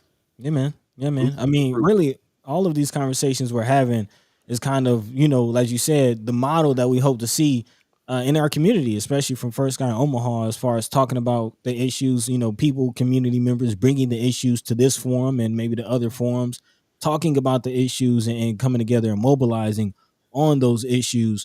And hopefully we can see some things coming out of this, especially for our elderly population. Hopefully we can find Mr. Blake so the family can get some closure. That's kind of the big thing. It is, I guess, state law when dealing with a missing person.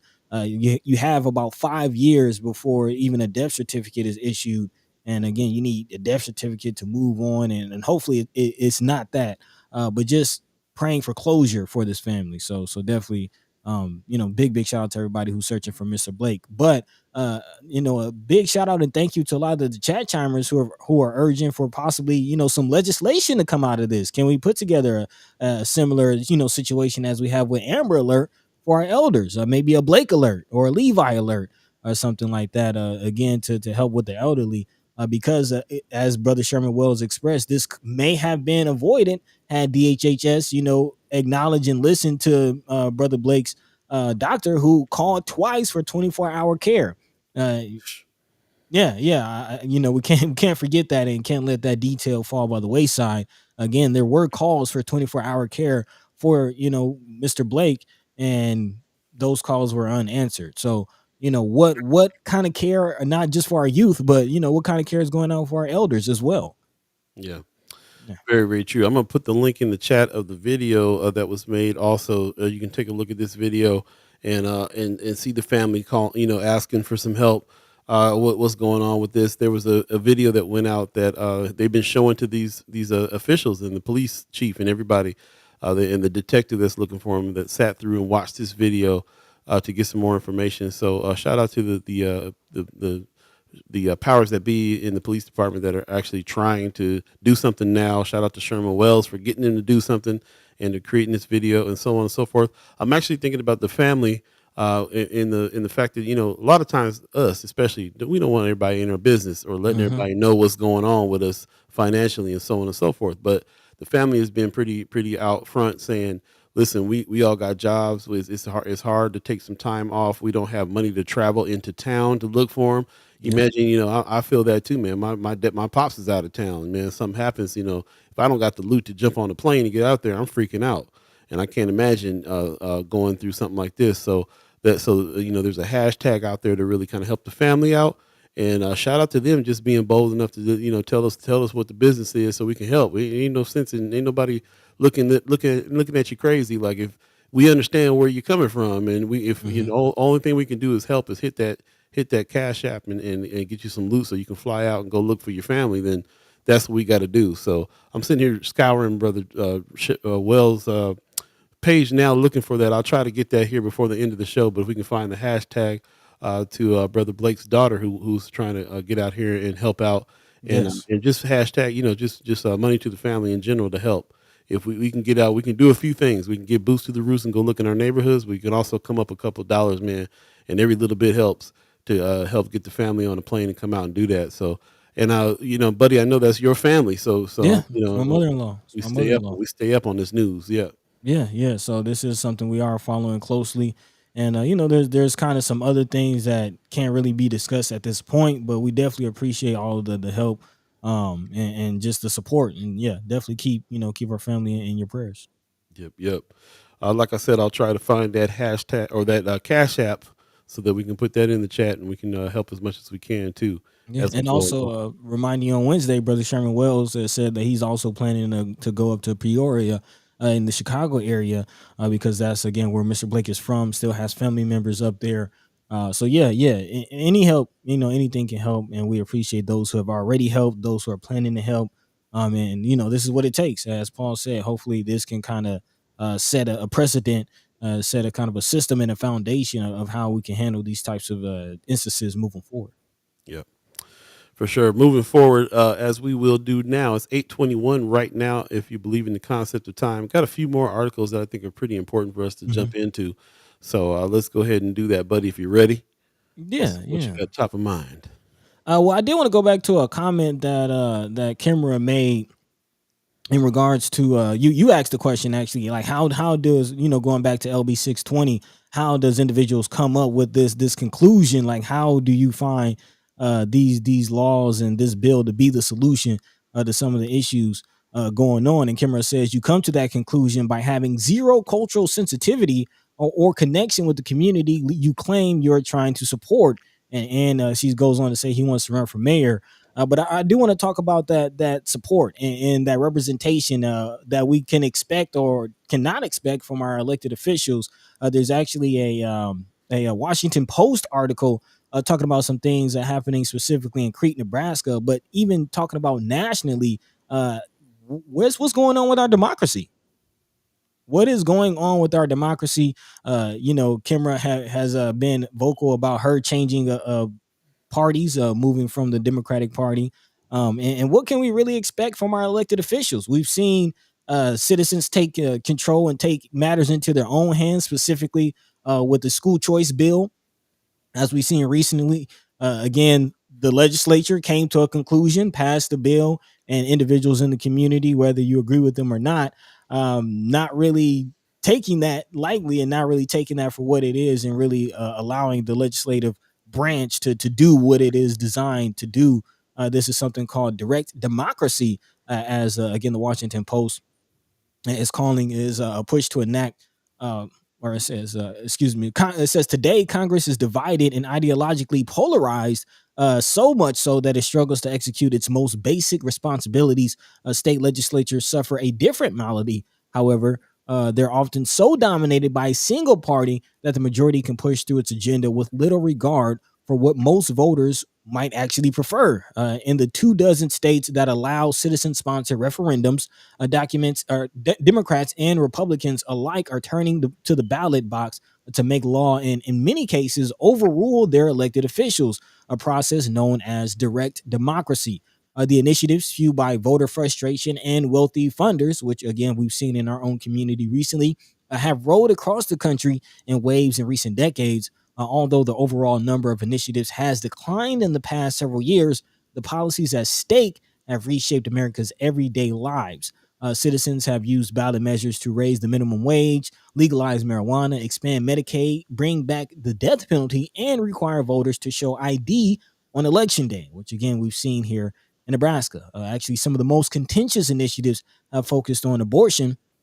In red and purple states such as Kansas, Kentucky, Montana, and Michigan, voters have, by sizable margins, either rejected new limits on abortion or backed measures guaranteeing greater access. Again, last week, Ohio became the latest to do that. In Nebraska, where the governor in May signed a 12-week abortion ban, rights advocates have said they plan to put the issue on the ballot in 2024. So, again, yet another law or something that has been passed going to the ballot. And while almost no one views direct democracy as an ideal solution to the dire state of the nation's politics, of course, the process is slow, expensive, and as we've seen again recently here locally, sometimes confusing to voters. It is also subject to manipulation by dark money groups posing as grassroots activists, and it raises questions about whether, quote unquote, pure democracy, in the words of at least one conservative unhappy with the Ohio abortion result, is even desirable. But again, its backers see it as a check on a system that has stopped listening to people like them. Actually, one of the subjects of this article says that since graduating high school a decade ago, she had worked at fast food restaurants, nursing homes, and a daycare, all without paid sick leave. And she's now organizing behind that issue, canvassing communities like Crete, Nebraska, over the summer, and looking for, again, individuals to sign that ballot. Again, there's a lot out of this Washington Post article, but I definitely wanted to bring up, while we talk about a lot of people questioning the Democratic Party, a lot of people questioning the process. Again, we're talking about voting in our communities. Is democracy broken? Is that a fair question? Is that a conversation that needs to be had now? I say yay. Say yes. You say yes. Definitely broken. And just to clarify something up too, you said Kimra announced that she changed parties. I just want to clarify that she's changed parties from Democrat to Independent. Just so people don't get the idea that she changed from Republican to Republican. Right. Don't want to put that out there. Don't want her yelling at me on that one. Yeah. No. So Independent Party, which is the party of the young people, really a lot of young people who are registering as independents around the country. It's kind of a thing. So interesting that they're doing that. Also, Tony Johnson in the chat says Cornel West online rally yesterday was motivating. Of course, Dr. Cornel West, who is running for president now as well, started off in the People's Party, and now he's in the Green Party. So again, another party. It's kind of a trend. Anybody wants to get anything done is going to have to get past this whole red and blue system that we got going on and try to do something else. And that may be their efforts to trying to save democracy, but I think it's a lot of it is really, really broken, for real. But again, Precious McKesson I always hear her ringing in my head when she says, if your vote didn't matter, they wouldn't do so much to suppress it. So there is hopes to change some things around as well. There's still things in place to do that, and still can be done. But yes, is in the need of dire state of it really needs a repair. And so that's what I'm trying to get to. It's in a bad state, and at the best case scenarios, it needs to be repaired. But yeah, rough. Kind of curious. What say you in the chat? Are you kind of losing your faith in our democracy, especially again ahead of another election season? Are you out there? I mean, we talk about, how do we get others in our community to vote, but how are we all feeling here in this chat? I mean, again, I would like to consider a lot of you informed public. We talk about the issues. We talk about how to address the issues, what we as citizens, what power we have. But just, real talk, real time. How are we feeling about voting? And we'll talk about some of the candidates in a later article here on the show. More candidates' names coming out of the woodwork. But again, are we excited about any of the candidates? Not usually, which really hampers people voting in the first place. It's always the best of two evils, or however you say it.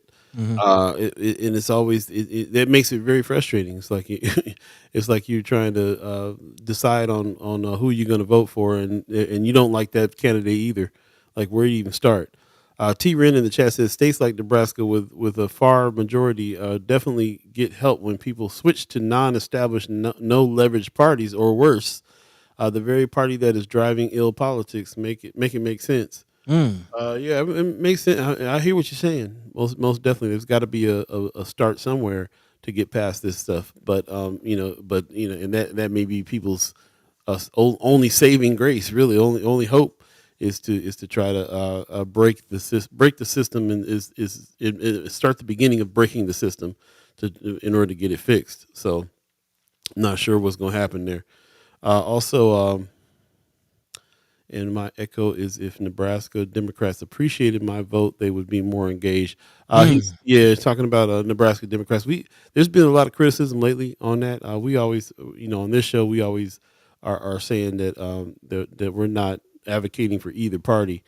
I have talked to a whole lot of people in the black community that are now coming out saying they're voting Republican on a lot of stuff. So I'm not sure. Wanda Lewis says independence goes on in Democrat ballots.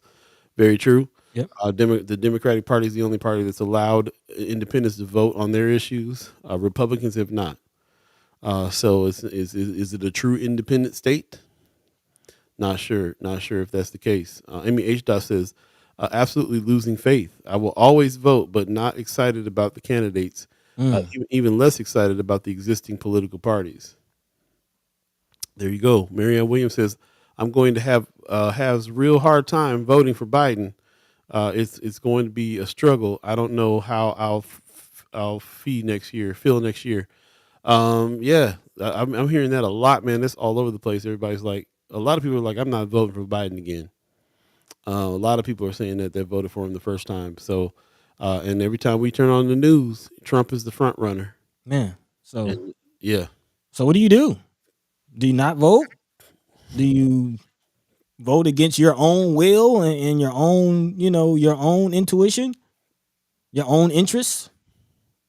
Yeah. Tough Anderson says people have the right to be participants in any party. However, beware, become an informed voter, not be so concerned with the party choice and vote. There you go. T. Ren says, and again, I say, if you're switching to independent only to vote Democrat, it's a pointless switch. It's if there's an independent person running and you're independent and you're voting for your person, then that's worth it. Yeah. Even though we've had Precious McKesson on who's part of the Democratic Party that has told us, there's funds and there's PACs and there's things that only are going to go to Democrats. Yep. They're not really going to go to independents. Independents need to raise their own money. And they're a little far away from it.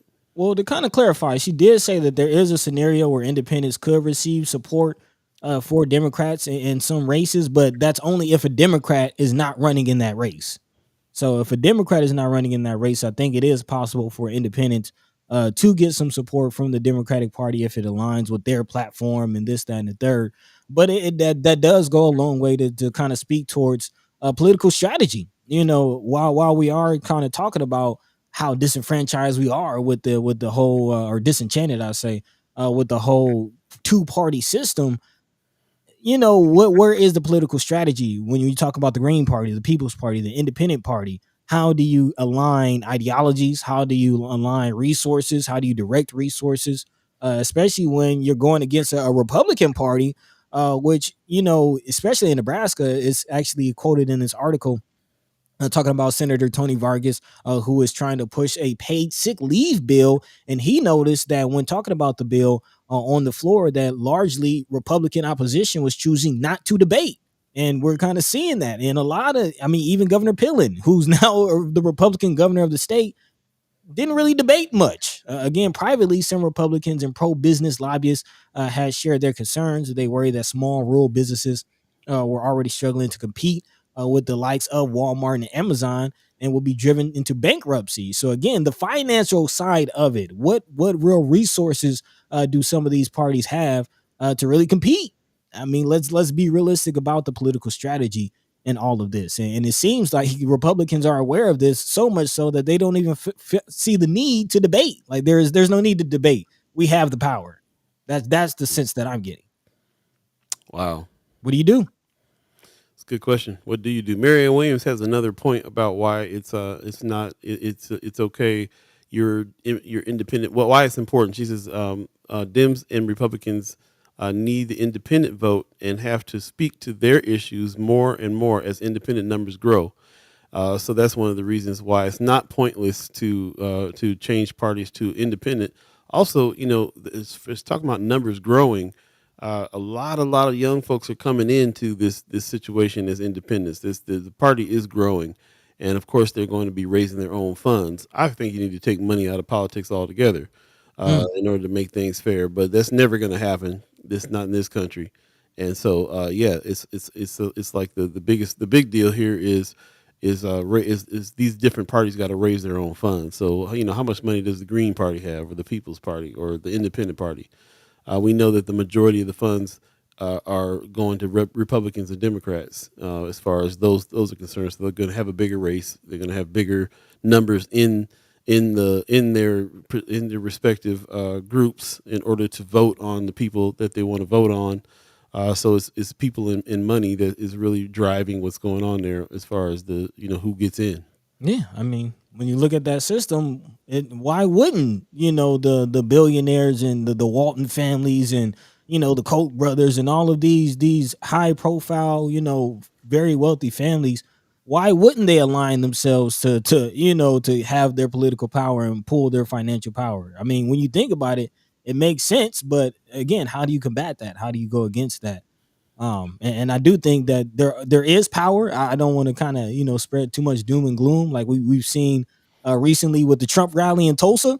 Again, with young folk using social media to kind of have an impact on the process. There are things, but how do we kind of come together? Really, is real the real question. That's a real question. Wanda Lewis has a solution. She says, being independent, in my opinion, is a lobbyist move. Hmm. Says they can acquire funding from both parties. So that's Hmm. that's interesting.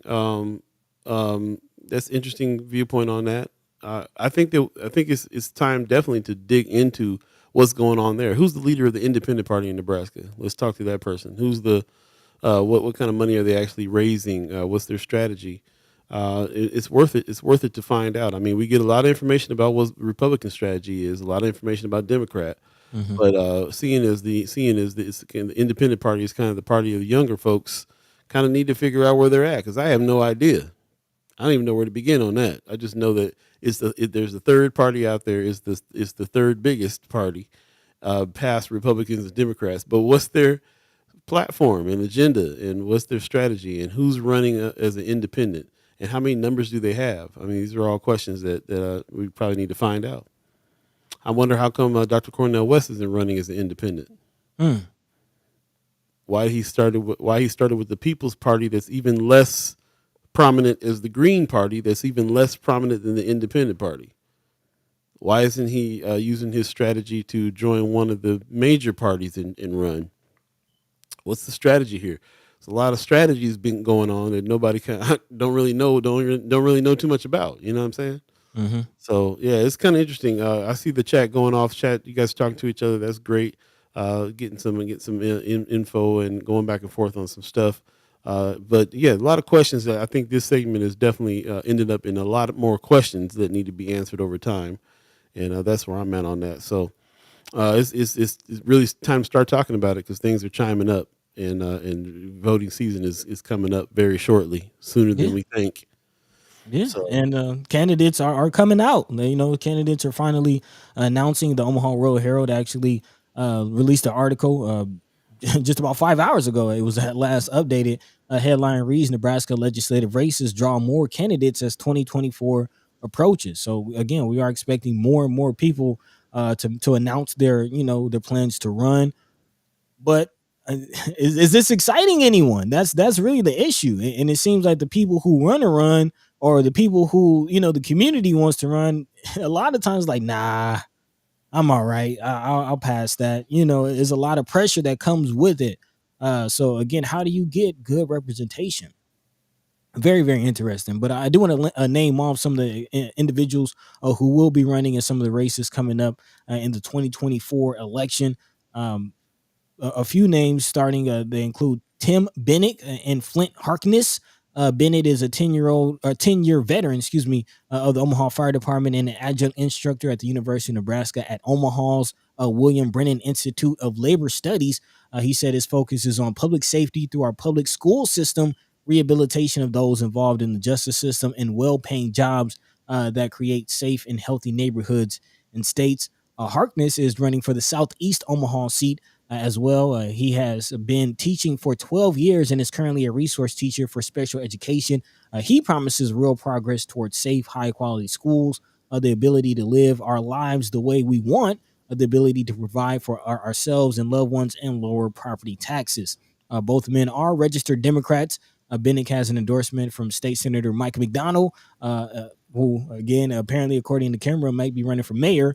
McDonald currently represents the district, but is barred by term limits from seeking re-election. So, again, another senator that's being term limited, just like Senator Wayne.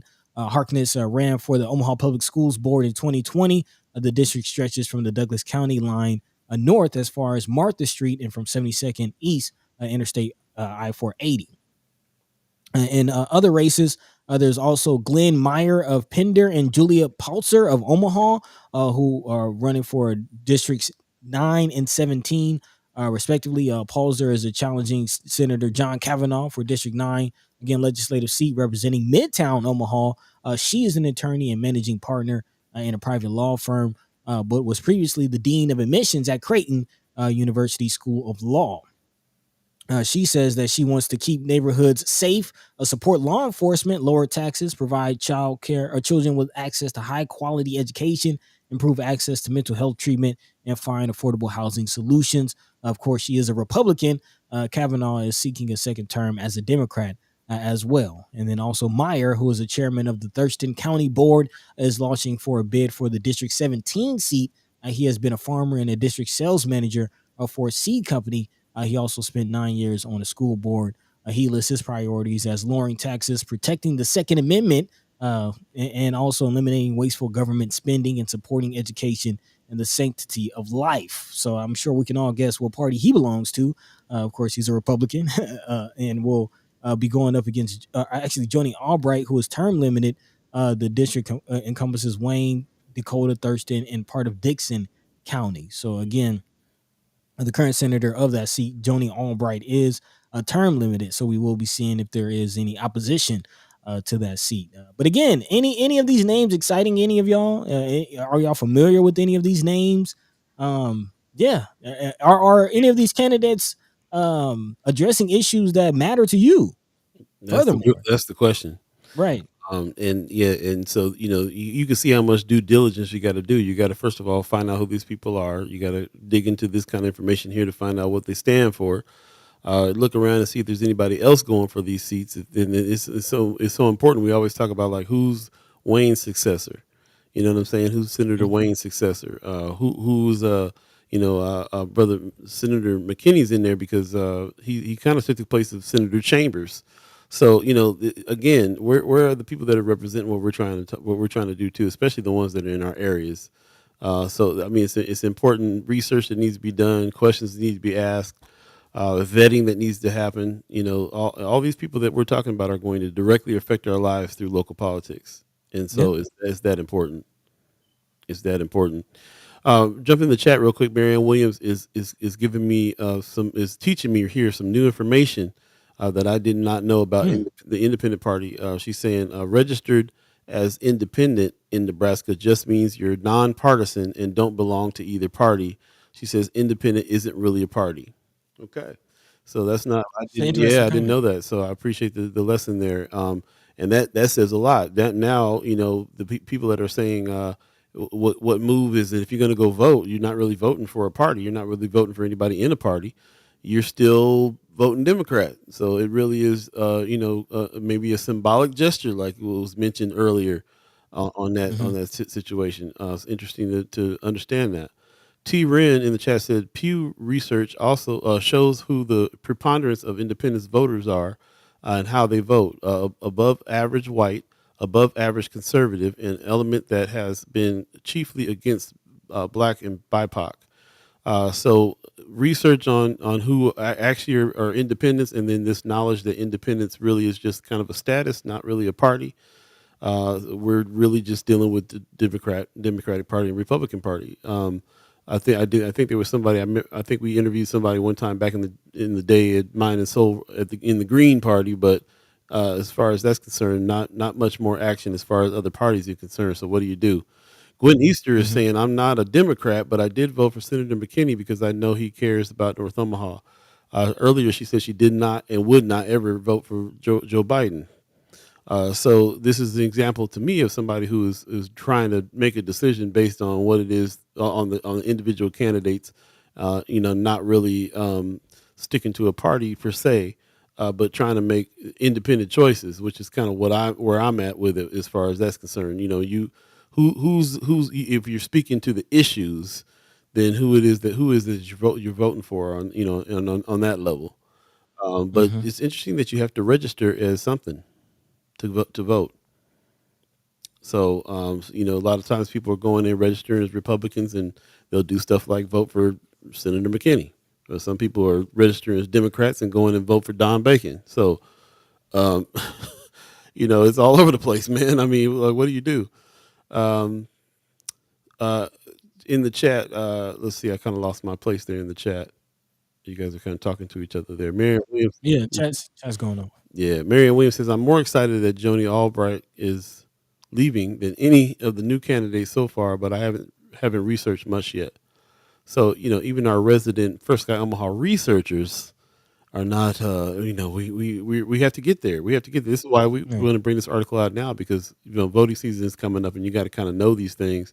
And as we can see this past year here with First Sky Omaha, how important the legislative process is, the legislation is, senators are, how many people want to get in the seats, who's there actually speaking on our behalf and talking about issues that we think is important. And now we're looking at prospects for individuals that might not do that for us coming up, that are about to come in. What do you do? Yeah. And I mean, who really has the time to do all that vetting? Let's be honest. People just trying to survive and pay bills, make ends meet. Uh, Who really has the time? Again, we urge it and stress it because it is important. It does have an impact, but who really has that time? well, we do collectively, and that's what There you has go. to happen. It has to happen collectively. Otherwise, we're not going to make any progress individually. So that's what it is. Yep. Miss Erica Fell says, bottom line, you don't know what someone's platform is by the independent designation. Each independent is truly independent in their priorities, so research is needed. One is not same as the other. Yeah. Yeah. Kind of going back to the statement that independent is not a party, which is why I find that very profound. Because it's something that I pointed out here on the show in the past. Like, independent is too broad of a statement. It's too broad of a designation. Like what is, that's kind of why the Republican and the Republican, Libertarian, and Democratic and Green, and why all these parties have that designation, because there at some point there is a common ground. But what is the common ground of the independent party? It's a very, very um broad statement. Very much so. 8:47 right now. If you believe in the concept of time, unfortunately, we have to give a little bit of time to this subject of voting, because it is coming up here pretty soon, and it feels Yeah. real. Like when it comes around, I'm just like, oh, I gotta learn about some more white folks that did the Republican, and this who's gonna be in the seats, and you know what I'm saying, like, and okay, just the choice, the paralysis of having to make a choice of best of two evils, or whatever however you say it. Mm-hmm. Mm-hmm. It's Mm-hmm. just exhausting, man. It's exhausting, but if we don't do anything about it, then it runs on its own. They go for it. They go ahead and seize that, and they do it collectively as well. So it's a thing that hopefully, just because we're talking about it here is just not a discussion. Everything that we do, and especially here on season 6, Boots to the Roots, is a precursor to actually taking some action. So if we're bringing this up, next move is to go ahead and collectively get together, do some research, try to vet some folks, figure things out. Everybody can take a chunk of it and contribute, and then we can get somewhere with it. And that's kind of the goal now. So that's it's maybe a drag to have to bring it up, but we Mm-hmm. got to bring it up, and we got to talk about it a little bit at a time until it's time. So Yeah. Yeah. yeah. Speaking of time, I don't believe in the concept of it. but it is Hey. 8:49, so we might want to do a little lightning round and then kind of jump into some haps if you don't mind. Appreciate everybody's comments and everybody participating today. Really, really appreciate it. Buddy, what's going on as far as lightning round stuff is concerned? Really, we only a couple articles, doing a pretty good job making our way through these articles. So yeah, just last two articles in our lightning round. One local and one national. Of course, looking at the Breonna Taylor situation out of Louisville, Kentucky. Again, Breonna Taylor, the young woman who was murdered by Louisville police after they again had a no-knock warrant on her house, busted in, and ultimately ended up taking this young lady's life. Apparently, according to BBC News, there has been a deadlock over the ex-officer Brett Hankinson's fate, whether or not he will face charges and ultimately do time. And it marks the second time Brett Hankinson has avoided a conviction relating to the case after he was found not guilty on state charges last year. Again, Miss Taylor was killed in a botched police raid in Louisville, Kentucky on March 13th of 2020. Her name became a rallying cry at racial justice protests nationwide, alongside the likes of Brother George Floyd. So again, still ongoing 3 years later, and seemingly justice not being served as far as this officer's or ex-officer's fate. So will there be civic lawsuits or any other litigation on the back end of this deadlock? We will see. We'll see. But again, say her name, man, Breonna Taylor. Yeah, man. In other news, this coming out of our partners at Flatwater Free Press, so we might have to spend a little more time looking into this. But the headline reads, "Who's buying Nebraska?" Or corporations, investors grabbing giant chunks of Nebraska farmland. And what does that mean for us as the public? Again, as kind of big farms come into the area, both from out of state and local. But again, what does that mean? Of course, Flatwater has already talked about one of the biggest pig farms, who is ran by our governor, Jim Pillen, and the Pillen family farms, who has been tied to high levels of nitrate coming from their waste, from their pig waste, and just some of the waste coming from their farming resources and processes seeping into our water. And of course, Nebraska now having some of the highest national rates of child brain development or underdevelopment, if you will, child infant cancer and things coming from, again, high levels of nitrate in our drinking water.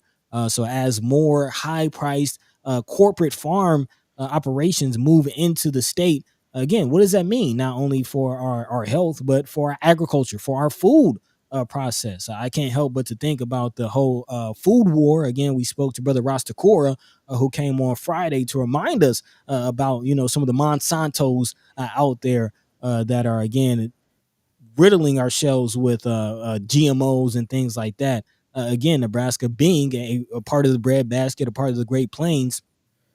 What does that mean as corporations and investors, again, grabbing giant chunks of Nebraska farmland? I will also point out that this is happening while some of our native brothers and sisters are working on getting their land back to do some other forms of farming. So again, what is happening with our farmland? Who's buying it up? And what is it being used for? Some real questions that are being answered, again, by this latest Flatwater Free Press article. So again, we might need to bring that back around next week and look a little deeper into that, as some of those questions are definitely hanging in the balance. Absolutely. Yep.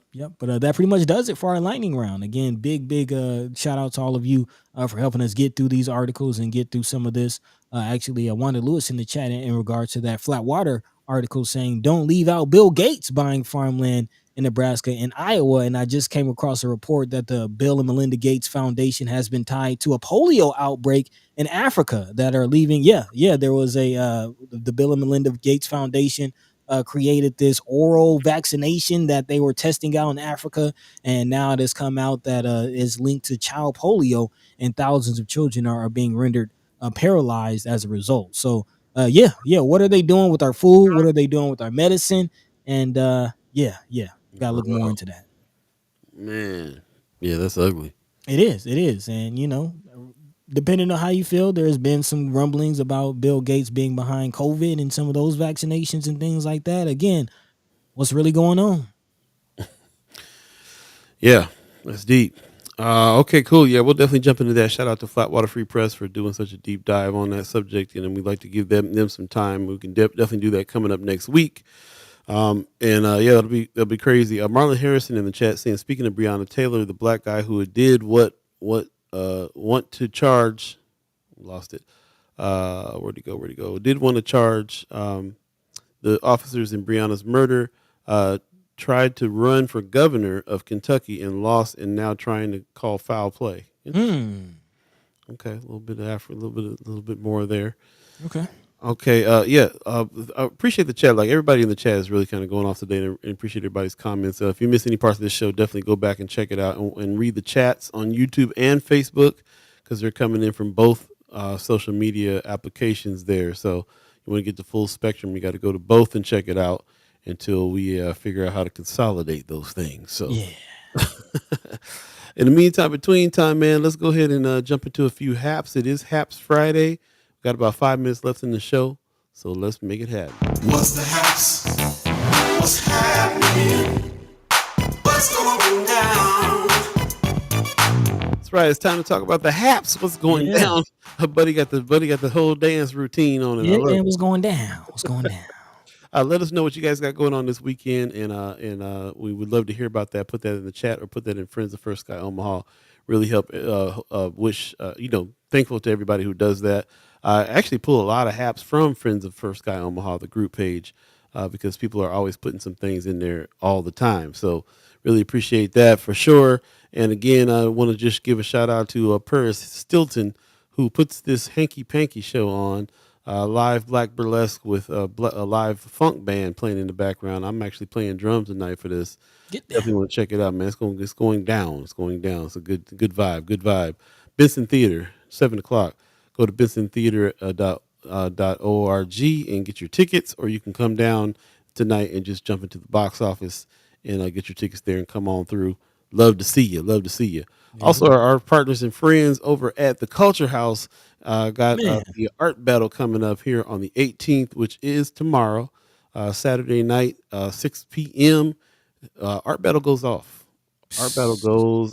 In a major way, man. One of the dopest art shows I've ever been to. That's what's up.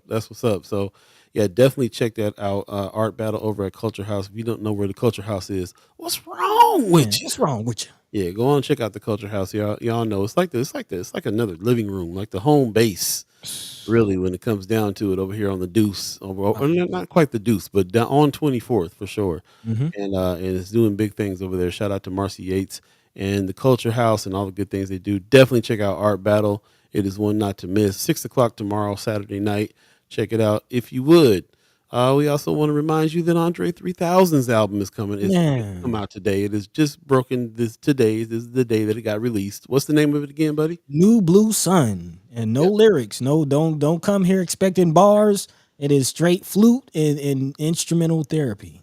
Yeah, they're definitely calling it meditation music. Yeah, man. So shout out to Andre for doing something different and being the genius that he is, as far as I'm concerned. So Dungeon Fam still doing it though. Still doing it. Yeah, you definitely gonna get some of those Outcast vibes that you expect from the instrumentation and the beats, man. So it's good vibes. Check it out. Kind of good vibes. Yeah. Also, do not forget to hit up the Black Agenda Alliance. Is having their 4th year anniversary. Man, they're bringing out Dr. Umar. I can't even tell you like how crazy this is, man. This is a big move, huge move. December 2nd, 4:00. It's going down at 422 North 24th Street. So definitely get your tickets in advance.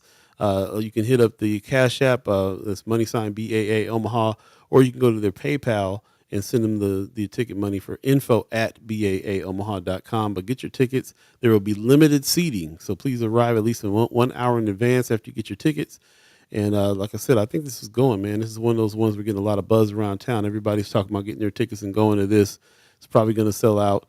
We had Dr. Umar on the show recently. We're probably going to have him again right before this event happens. So definitely check him out and come hear him speak and help celebrate the Black Agenda Alliance's 4th year anniversary. If you haven't been a part of their events yet, this is a perfect time to do it. So definitely check them out. Support your calendar, 4:00, December 2nd. Support for sure, man.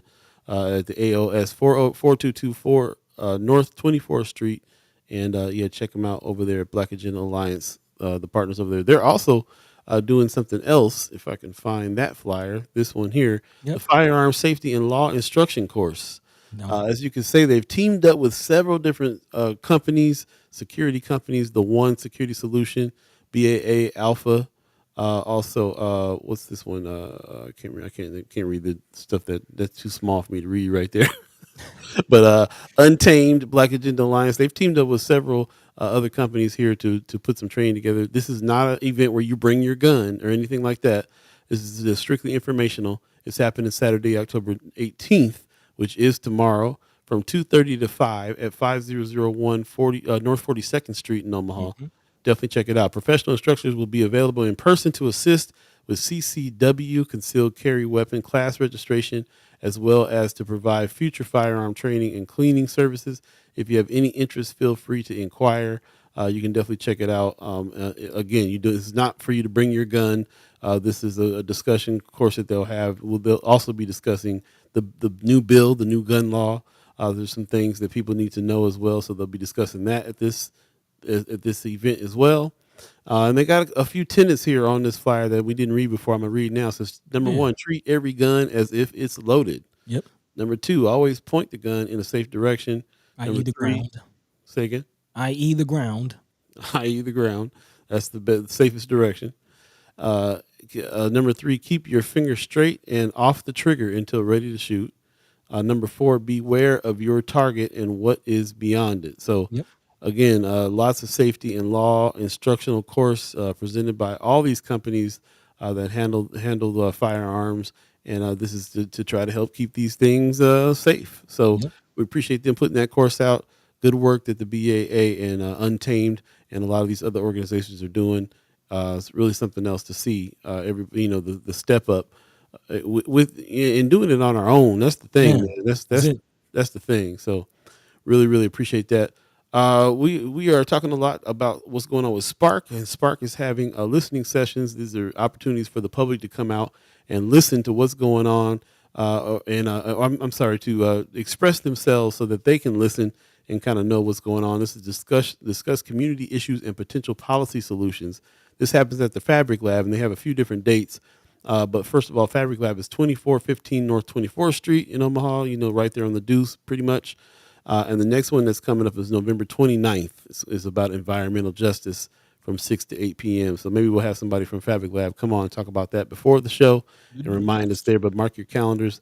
Definitely, the Fabric Lab is starting to be one of those places on the Deuce where voices can be heard. They're talking a lot around there. So it's a good situation to get into, most definitely.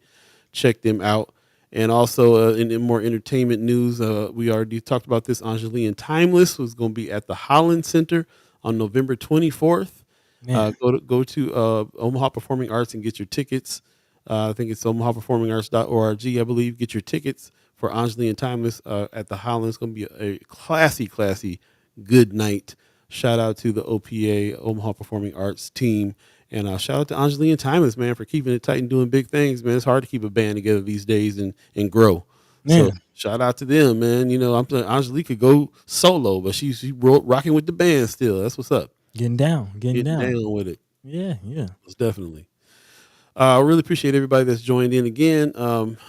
Let's see here. I'm trying to. Miss Gwen Easter has an announcement about the African American Affairs. She says, "Would you please this public service announcement? The Nebraska Commission of African American Affairs has called a special meeting on Saturday, November 18th. That's tomorrow at 9:00. I'm assuming she's meaning 9 a.m. The commission will be voting on 3 issues: 1, to approve appointing an interim executive director; 2, to approve hiring a consultant to develop a strategic plan; and 3, approve the policies and code of conduct for the organization. The meeting will be conducted via Zoom address posted above. I see she put the Zoom in the chat there. Yeah. So check that out. Let me see if can't grab it. But yeah, we'll go ahead and check the chat and put in hit that and get into the Zoom and check that meeting out. I think it's going to be an important thing when they get things straight over there at the Nebraska Commission of African American Affairs. It's going to be thank you. I'll grab this link real quick. I think it's going to be a very powerful deal. So definitely check that out. Before I put that link in there, I had this all loaded up. Sherman Wells gave us the Cash App to the family who's looking for Mr. Blake, Mr. Blake's family. So that's the Cash App there. That's money sign EKSHON. Yep. That's how you can hit up the family and help them with a little money to be able to fly out and keep on looking for their family members and everything else that they're trying to do there.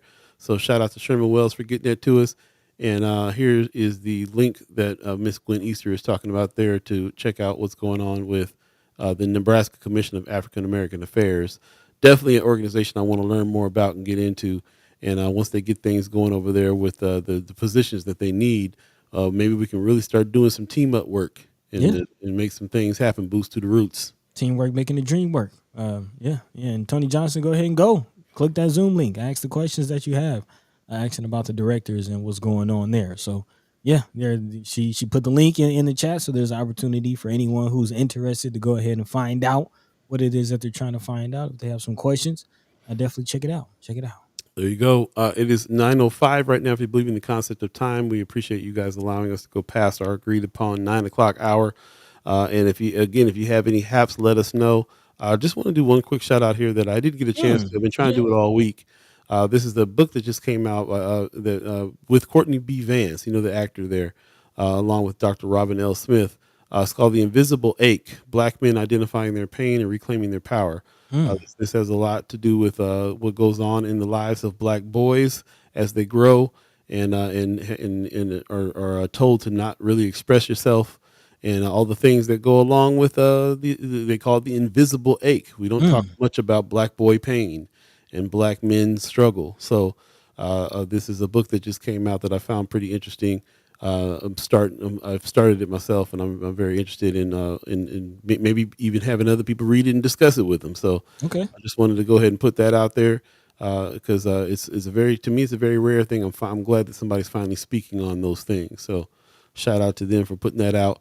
And again, before we get out of here, man, this is my motivation right now, bro. We can rise. Like Dr. Angelou said, still I rise. Mija, if a tortilla can rise, so can you. There you go. Hopefully we can rise as a people. Appreciate everybody that has come in today. We're going to go ahead and let you go and get on out of here. Buddy, you got some words for the people? No, man, I think you said it, man. We appreciate you. We love you. We thank you. Same time, same place. Monday, Wednesday, and Friday. Until then, in between time, in the meantime, take care of each other. Take care of yourselves, your loved ones. Paul B. Yo. Take it away. Right on. Pop says, great week of shows. Thank you. And have a fantastic weekend. Yes, you have a fantastic weekend too. Please. Thank you very much for everybody who joined us this fantastic week, man. A lot of revelations, a lot of things happen. A lot of things are going to be put in motion because the guest that I really enjoyed, Brother Sherman L. Wells, coming on for sure. Chris Baby Boy Bowling was in the house, man. Baby boy. Yeah, we talked to Senator Justin Wayne, Senator Terrell McKinney. We've actually had some really, really great revelations from these conversations that we had with all those people this past week. It's been a heavy week. So thank you very much for that. We'll see you Monday. I want to give a shout out to the Omaha tribe elders for allowing us to be on this land and speak while we're here. I want to give a shout out to our elders for allowing us to speak before them. And shout out to you, the chat chimers, for allowing us to speak with you. Thank you so much for all of your comments and intelligent research and questions and all the things that you do to add to this conversation. Really, really appreciate it. Very much appreciate everybody who's donated to this venture as well.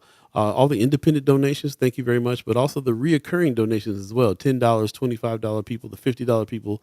Thank you. Can't express it enough. We're going to continue on to raise funds and keep this show going and expand the show. I got some real good plans on expanding the show and getting this out to more people and being able to cover more things. We kind of figure some of these things out and can't wait to implement them and let you guys know about them coming soon. So stay tuned for all that. If you're so inclined, please go to firstskyOmaha.com, hit the donate button, help us keep this going. We really, really appreciate all of your assistance and all of your help there. And even if you're just considering it, or if you do one-off donation from time to time, appreciate that very, very much. Thank you. Also, a call. Speaking of supporting with dollars, a call out to help our brother Blake's family get together and come on out. We already put that in the chat already. It's money sign EKSHON. HON. Definitely hit them up and drop anything helps. $5, $10, all of it helps if we all do it together and we kind of build up enough money to get them some time off and a plane ticket or whatever it is that they need to continue the search for Brother Blake. Yep. And we'll definitely do that ourselves as well. So don't stop. Nope. Wanda Lewis says, great show. Have a great weekend. I'm going to say that. Please do that as well. Take care of yourselves. You guys have a great weekend. We really appreciate everybody who's joined us. And we're going to go ahead and get out here and let you get on about your day. So you guys take it easy. Peace. By the way, Van Glorious. This is protected by the red, the black, and the green. At the crossroad, with the key. By any means necessary.